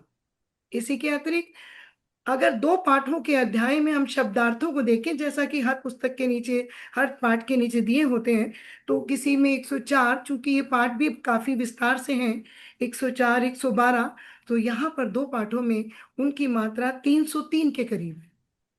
और ये भी बहुत अधिक मात्रा है, यानी कि अगर पाठ बच्चा पढ़ रहा है या हम भी पढ़ा रहे हैं, तो हमें बहुत पर्याप्त सामग्री इसके अंदर मिल रही है उनको सिखाने के लिए, किसी भी शब्द के लिए। और बहुवैकल्पिक, जैसा कि अति लघु प्रश्न, जैसा कि अभी सर ने बताया, सबसे बड़ी बात, चाहे वो 25 से 30 के शब्द हों, अति लघु हों, लघु हों, दीर्घ हो, मूल्यपरक हो, सभी प्रश्न अपनी शब्द सीमा के अंदर सटीक हैं। ये बहुत बड़ी बात मैंने इसमें पाई। धन्यवाद। बहुत बहुत धन्यवाद रचना जी, आपने बहुत अच्छी तरह बताया। और जहां तक मुझे समझ में आया, आप कहना चाहती हैं कि शिक्षकों के लिए इसमें हर विषय पर विपुल सामग्री है, वे जो चाहे चुन सकती हैं और परीक्षा के लिए भी उन्हें प्रश्न मिल जाएंगे और किसी भी विषय को बहुत विस्तार से समझाया गया है। बहुत बहुत धन्यवाद आपका, क्योंकि एक अध्यापक का जो दृष्टिकोण होता है वह बिल्कुल स्टूडेंट्स पर फोकस्ड होता है, विद्यार्थियों पर केंद्रित होता है। और आपने उसी दृष्टि से हमें बताया कि गंगा गोल्डन अन्य पुस्तकों से किस रूप में अच्छी हैं। आपका बहुत बहुत धन्यवाद। अब क्योंकि मैं जानती हूँ श्रीमती पूनम बांगा जी ऑनलाइन शिक्षण संस्थान भी चला रही हैं और निपात में वे, क्योंकि निपात एक नया विषय है, सर ने भी निपात पर जानकारी दी और बताया कि जो निपात अन्य पुस्तकों में आधे पृष्ठ में निपटा दिया जाता है, उसको आदरणीय सर ने 5-6 पृष्ठ दिए। पर क्योंकि पूनम बांगा जी आप व्यावहारिक रूप से विद्यार्थियों से, कक्षा 9-10 के विद्यार्थियों से जुड़ी हुई हैं, रोज आमना सामना होता है आपका, तो निपात पर आप कुछ प्रकाश डालिए, ऐसा मैं आपसे अनुरोध करती हूँ। आदरणीय पूनम बांगा जी, स्वागत है आपका। सभी को मेरा सार्थक नमस्कार। सबसे पहले मैं यह कहना चाहूँगी कि जब भी कोई किताब, जब भी कोई विषय नया आता है, तो उसमें खुद भी उलझना नहीं चाहिए और बच्चों को भी उलझाना नहीं चाहिए। जैसे हम लोग बड़े परेशान हो जाते हैं, ओ नई किताब आ गई, अब हम कैसे करेंगे, ऐसा कभी नहीं सोचना चाहिए। हम लोग इतने सालों से पढ़ते पढ़ाते आए हैं, किसी भी चीज़ को एक बार पढ़ना बहुत ज़रूरी होता है। और दूसरी बात, जैसा कि अशोक बत्रा जी ने अभी कहा कि जाने से पहले लेसन को एक कहानी की तरह समझा दें, तो बच्चे आधे तो वैसे ही समझ जाते हैं। वो एक बहुत अच्छा पॉइंट है। शायद मैं भी अपने 30-32 साल के शिक्षण कार्य में ऐसा हमेशा से करती आई हूँ, क्योंकि क्लास में जब हम पढ़ाते हैं तो शायद 40% बच्चे सुनते भी नहीं है कि क्या पढ़ाया जा रहा है, 60% अच्छी तरह से सुनते हैं उसे। तो हमें पहले अपनी बात को अच्छे से कहना चाहिए, ताकि बच्चों के साथ हम बंध जाएं और बच्चों को वो दे दें पहले ही जो उन्हें देना चाहिए। ऐसा ही एक नया जो गंगा किताब आई है, गंगा से पहले 6, 7, 8 की भी नई किताब आ चुकी है, उसमें भी अध्यापक काफ़ी उलझे रहे। बड़े प्रश्न कैसे करेंगे, तर्क क्या होता है, ये क्या होता है। वास्तव में रटंत शिक्षा प्रणाली हटते हटते और उसे हटाते हटाते हम सबका ही सहयोग रहेगा। इसीलिए हर प्रश्न का तर्क क्या है बच्चा अपनी समझ से देगा, समझ के अनुसार से करिए, बच्चा अपनी समझ से देगा। लेकिन उसकी समझ को बढ़ाना किसका काम है? उसकी समझ को बढ़ाना हम शिक्षकों का ही काम है। हमने उन्हें बताना है कि किस तरह से उन्हें तर्क देना है, कैसे वो तर्क दे सकते हैं, कैसे वो अपना शिक्षण कार्य कर सकते हैं। होता क्या है कि हम पाठ पढ़ा देने तक सीमित रहते थे, प्रश्न उत्तर तक सीमित रहते थे, लेकिन अब हमें उस दायरे से बाहर आना होगा। जैसे कि बिल्कुल एनसीईआरटी ने भी क्या किया कि निपात कभी हम पढ़ा करते थे, जब हम लोग कॉलेज में थे, एमए में थे, बीए में थे, हम लोगों ने निपात पढ़ा उस समय में, और अव्यय का पूरा भाग निपात माना जाता था। लेकिन कुछ 4 भाग उभर कर रहते गए और निपात बेचारा थोड़ा छुपता चला गया। किसी किसी पुस्तक में उसका हुआ, किसी में नहीं हुआ। अभी भी बहुत अच्छी तरह से बत्रा जी ने समझाया, लेकिन फिर भी कुछ ऐसे में मतलब कि बुरा ना नहीं मानना चाहिए किसी को। मैं कहूँगी कुछ नए अध्यापक जो नए अध्यापन कार्य में आते हैं, किसी किसी चीज़ को लेके उलझ जाते हैं। सबसे बड़ी बात है कि उनको दूसरे से पूछने में कुछ वो नहीं करना चाहिए कि हमें क्यों पूछना पड़ेगा, और निपात का एक सरल तरीका जो कि हर बच्चे को समझाया जा सके। बिना निपात लगाए भी वाक्य सार्थक होता है, बिना निपात का प्रयोग किए भी वाक्य अपना अर्थ पूरा देता है। यह बात हमें उन्हें समझानी चाहिए, और ये नहीं कि निपात लगाने से वाक्य पूरा होगा। निपात लगाने से हमारी बात, कहते हैं ना, मैंने एक बात कही और मैंने 2 बातें कही, निपात लगाना 2 बातों के कहने के बराबर हो जाता है कि निपात लगाने से वाक्य में बल आ जाता है। निपात लगाने से वाक्य दूसरे तक हमारी समझ के अनुसार पहुंच जाता है। जैसे अभी एक भर शब्द है, अभी अभी बत्रा जी ने भी क्लियर किया था, भर शब्द का प्रयोग वाक्य में भी होता है, भर शब्द का प्रयोग निपात में भी होता है, भर शब्द का प्रयोग क्रिया विशेषण शब्द में भी होता है। वह दिन भर काम करता रहा, दिन के साथ भर लगा, मैं आंख भर अपनी बच्ची को देख ना पाई, वो वाक्य में जा रहा है। देखने भर से मैं समझ गया कि समारोह कैसा होगा। अब यहाँ निपात आया, देखने भर से मैं समझ गया, देखने से मैं समझ गया समारोह कैसा हो गया, वाक्य तो यह भी पूरा है। लेकिन देखने भर से मतलब कि मैं एक एक चीज बारीकी से समझ गया कि कैसा कार्यक्रम होने वाला है। तो इसलिए इस विषय में उलझे नहीं, सरल अपने आप को भी रखिए और बच्चों को बिल्कुल सरलतम तरीके से समझाइए, और बच्चों को किसी भी विषय में परेशान मत होने दें। और बुक में जब भी कोई भी पाठ पढ़ाएं, 12 के 12 पाठ, ये क्या, आप 6ठी से लेकर 10वीं तक या 12वीं तक जो भी पाठ पढ़ाएं, पहले उस पाठ का खुद मनन जरूर कीजिए, पहले उस पाठ को जरूर पढ़िए और तभी उसे आगे जाने दीजिए। मेरा यही आपसे कहना है। बत्रा जी, शायद मैंने सही कहा होगा। नहीं नहीं, निश्चित रूप से सही है मैम। आपका इतना अनुभव है, इतना गहरा विशद अनुभव है आपका, और आपने सर के बताए हुए को अन्य उदाहरण से भी और ऑनलाइन इंस्टीट्यूट है मेरा अभी एट प्रेजेंट, और मैं न्यू एज के साथ पिछले 23 सालों से जुड़ी हुई हूँ। और भारत के साथ साथ बाहर के देशों के विद्यार्थी भी मेरे पास रहते हैं, तो वो भी बहुत सरल रूप से पढ़ना चाहते हैं। तो जब मैं बहुत सरल रूप से पढ़ाती हूँ तो मुझे लगता है कि अपने देश के बच्चे भी बहुत सारे ऐसे हैं कि उन्हें भी सरल रूप से पढ़ाएं अगर हम, तो शायद वो अधिक समझ पाएंगे।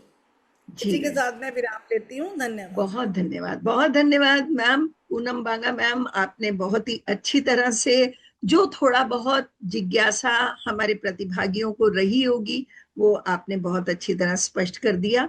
और प्रश्न के सर केवल शुभकामनाएं ही आई हैं, क्योंकि आपने बहुत ही सरलतम ढंग से पुस्तक दिखाते हुए अपनी बात रखी है। और सिर्फ वेबिनार लिंक और फीडबैक लिंक, इन्हीं के विषय में प्रश्न आ रहे थे जो कि स्क्रीन पर हमारे रोहतास सर दिखा ही रहे हैं। तो मैं धन्यवाद देते हुए अब समापन सत्र की तरफ बढ़ती हूँ।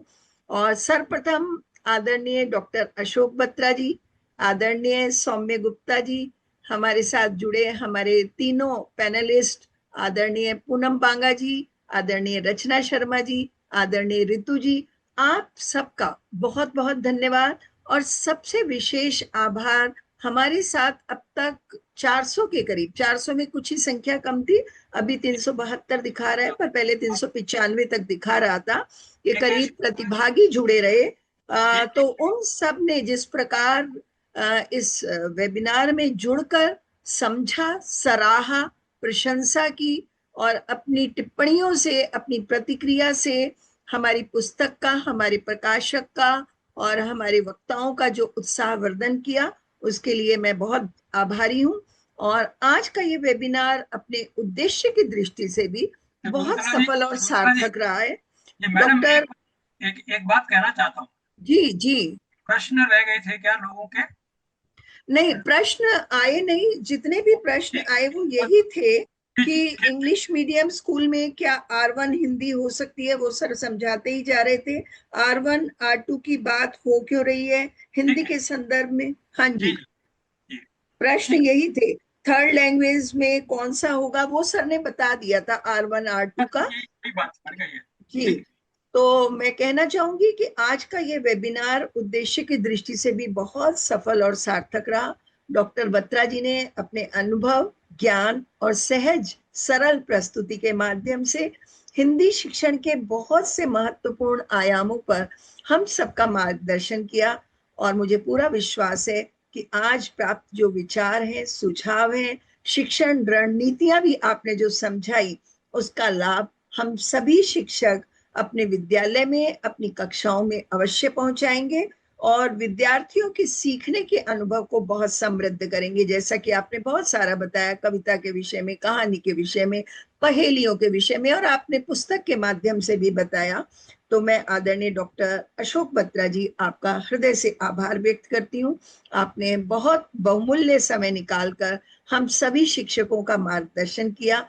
और विशेष आभार व्यक्त करती हूँ प्रकाशन से जुड़े आदरणीय सौम्य गुप्ता जी का, जिन्होंने इस प्रकार के वेबिनार की परिकल्पना की, और साथ ही आयोजन से जुड़े उन सभी अधिकारियों का, तकनीकी टीम का, जिन्होंने इस वेबिनार को हमारे लिए उपलब्ध करवाया। और उन सभी देश भर और देश के बाहर से, कल UAI से भी मेरे पास फोन आए थे सर, वो भी निश्चित रूप से जुड़े हुए हैं कुछ शिक्षक, और देश भर से जुड़े सभी सम्मानित शिक्षकों का मैं बहुत दिल से धन्यवाद करती हूँ। आपकी सक्रिय सहभागिता से ही ऐसे वेबिनार सफल होते हैं। और इसी आशा और विश्वास के साथ कि हम भविष्य में भी ऐसे ज्ञानवर्धक कार्यक्रम करते रहेंगे और आप सब इसी प्रकार सक्रिय होकर सहभागिता करेंगे, मैं आप सबका पुनः एक बार हृदय से धन्यवाद करती हूँ। जय हिंदी, जय भारत। जी सर। एक बात और कह, आप में से बहुत से अध्यापकों ने ये बात कही थी कि हम चाहते हैं कि इस तरह के वेबिनार होते रहे। ये प्रश्न आया था जी, जिसका उत्तर मेरी ओर से गया नहीं।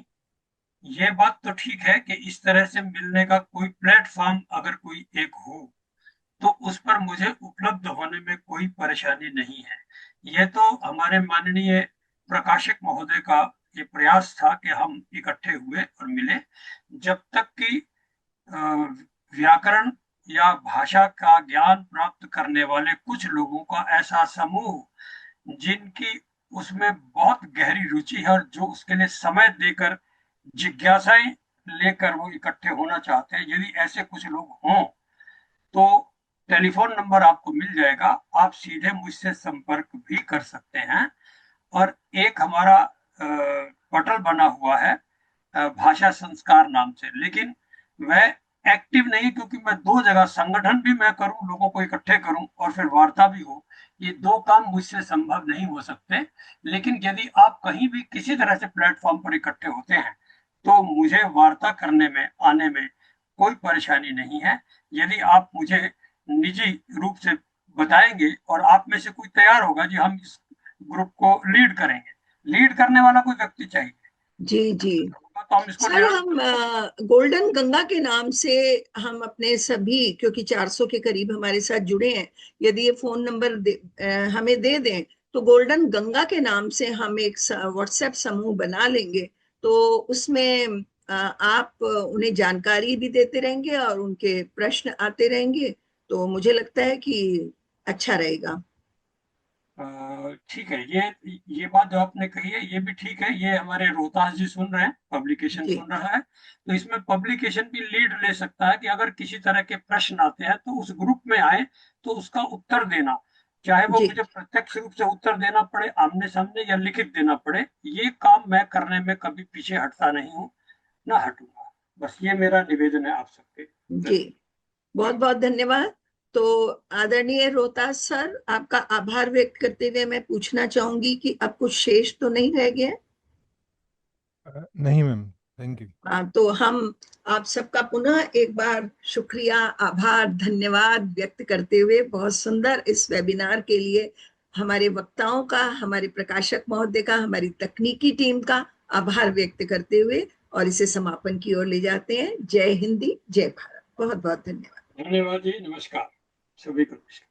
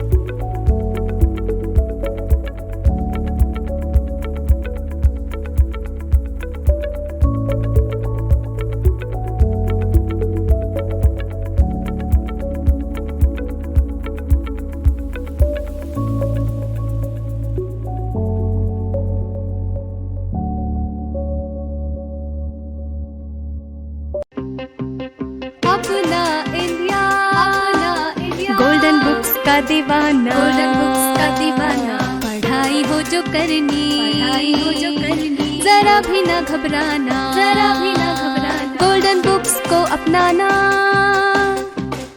अपना इंडिया। गोल्डन बुक्स का दीवाना। कक्षा विषय कोई हो, आसान समझ पाना। गोल्डन ही तो है सफलता का पैमाना। गोल्डन ही ला रहा है चेहरे पे मुस्कुराना, चेहरे पे मुस्कुराना। मैं गोल्डन का दीवाना, अपना इंडिया। बुक्स का दीवाना, गोल्डन बुक्स का दीवाना, गोल्डन बुक्स का दीवाना, गोल्डन बुक्स का दीवाना।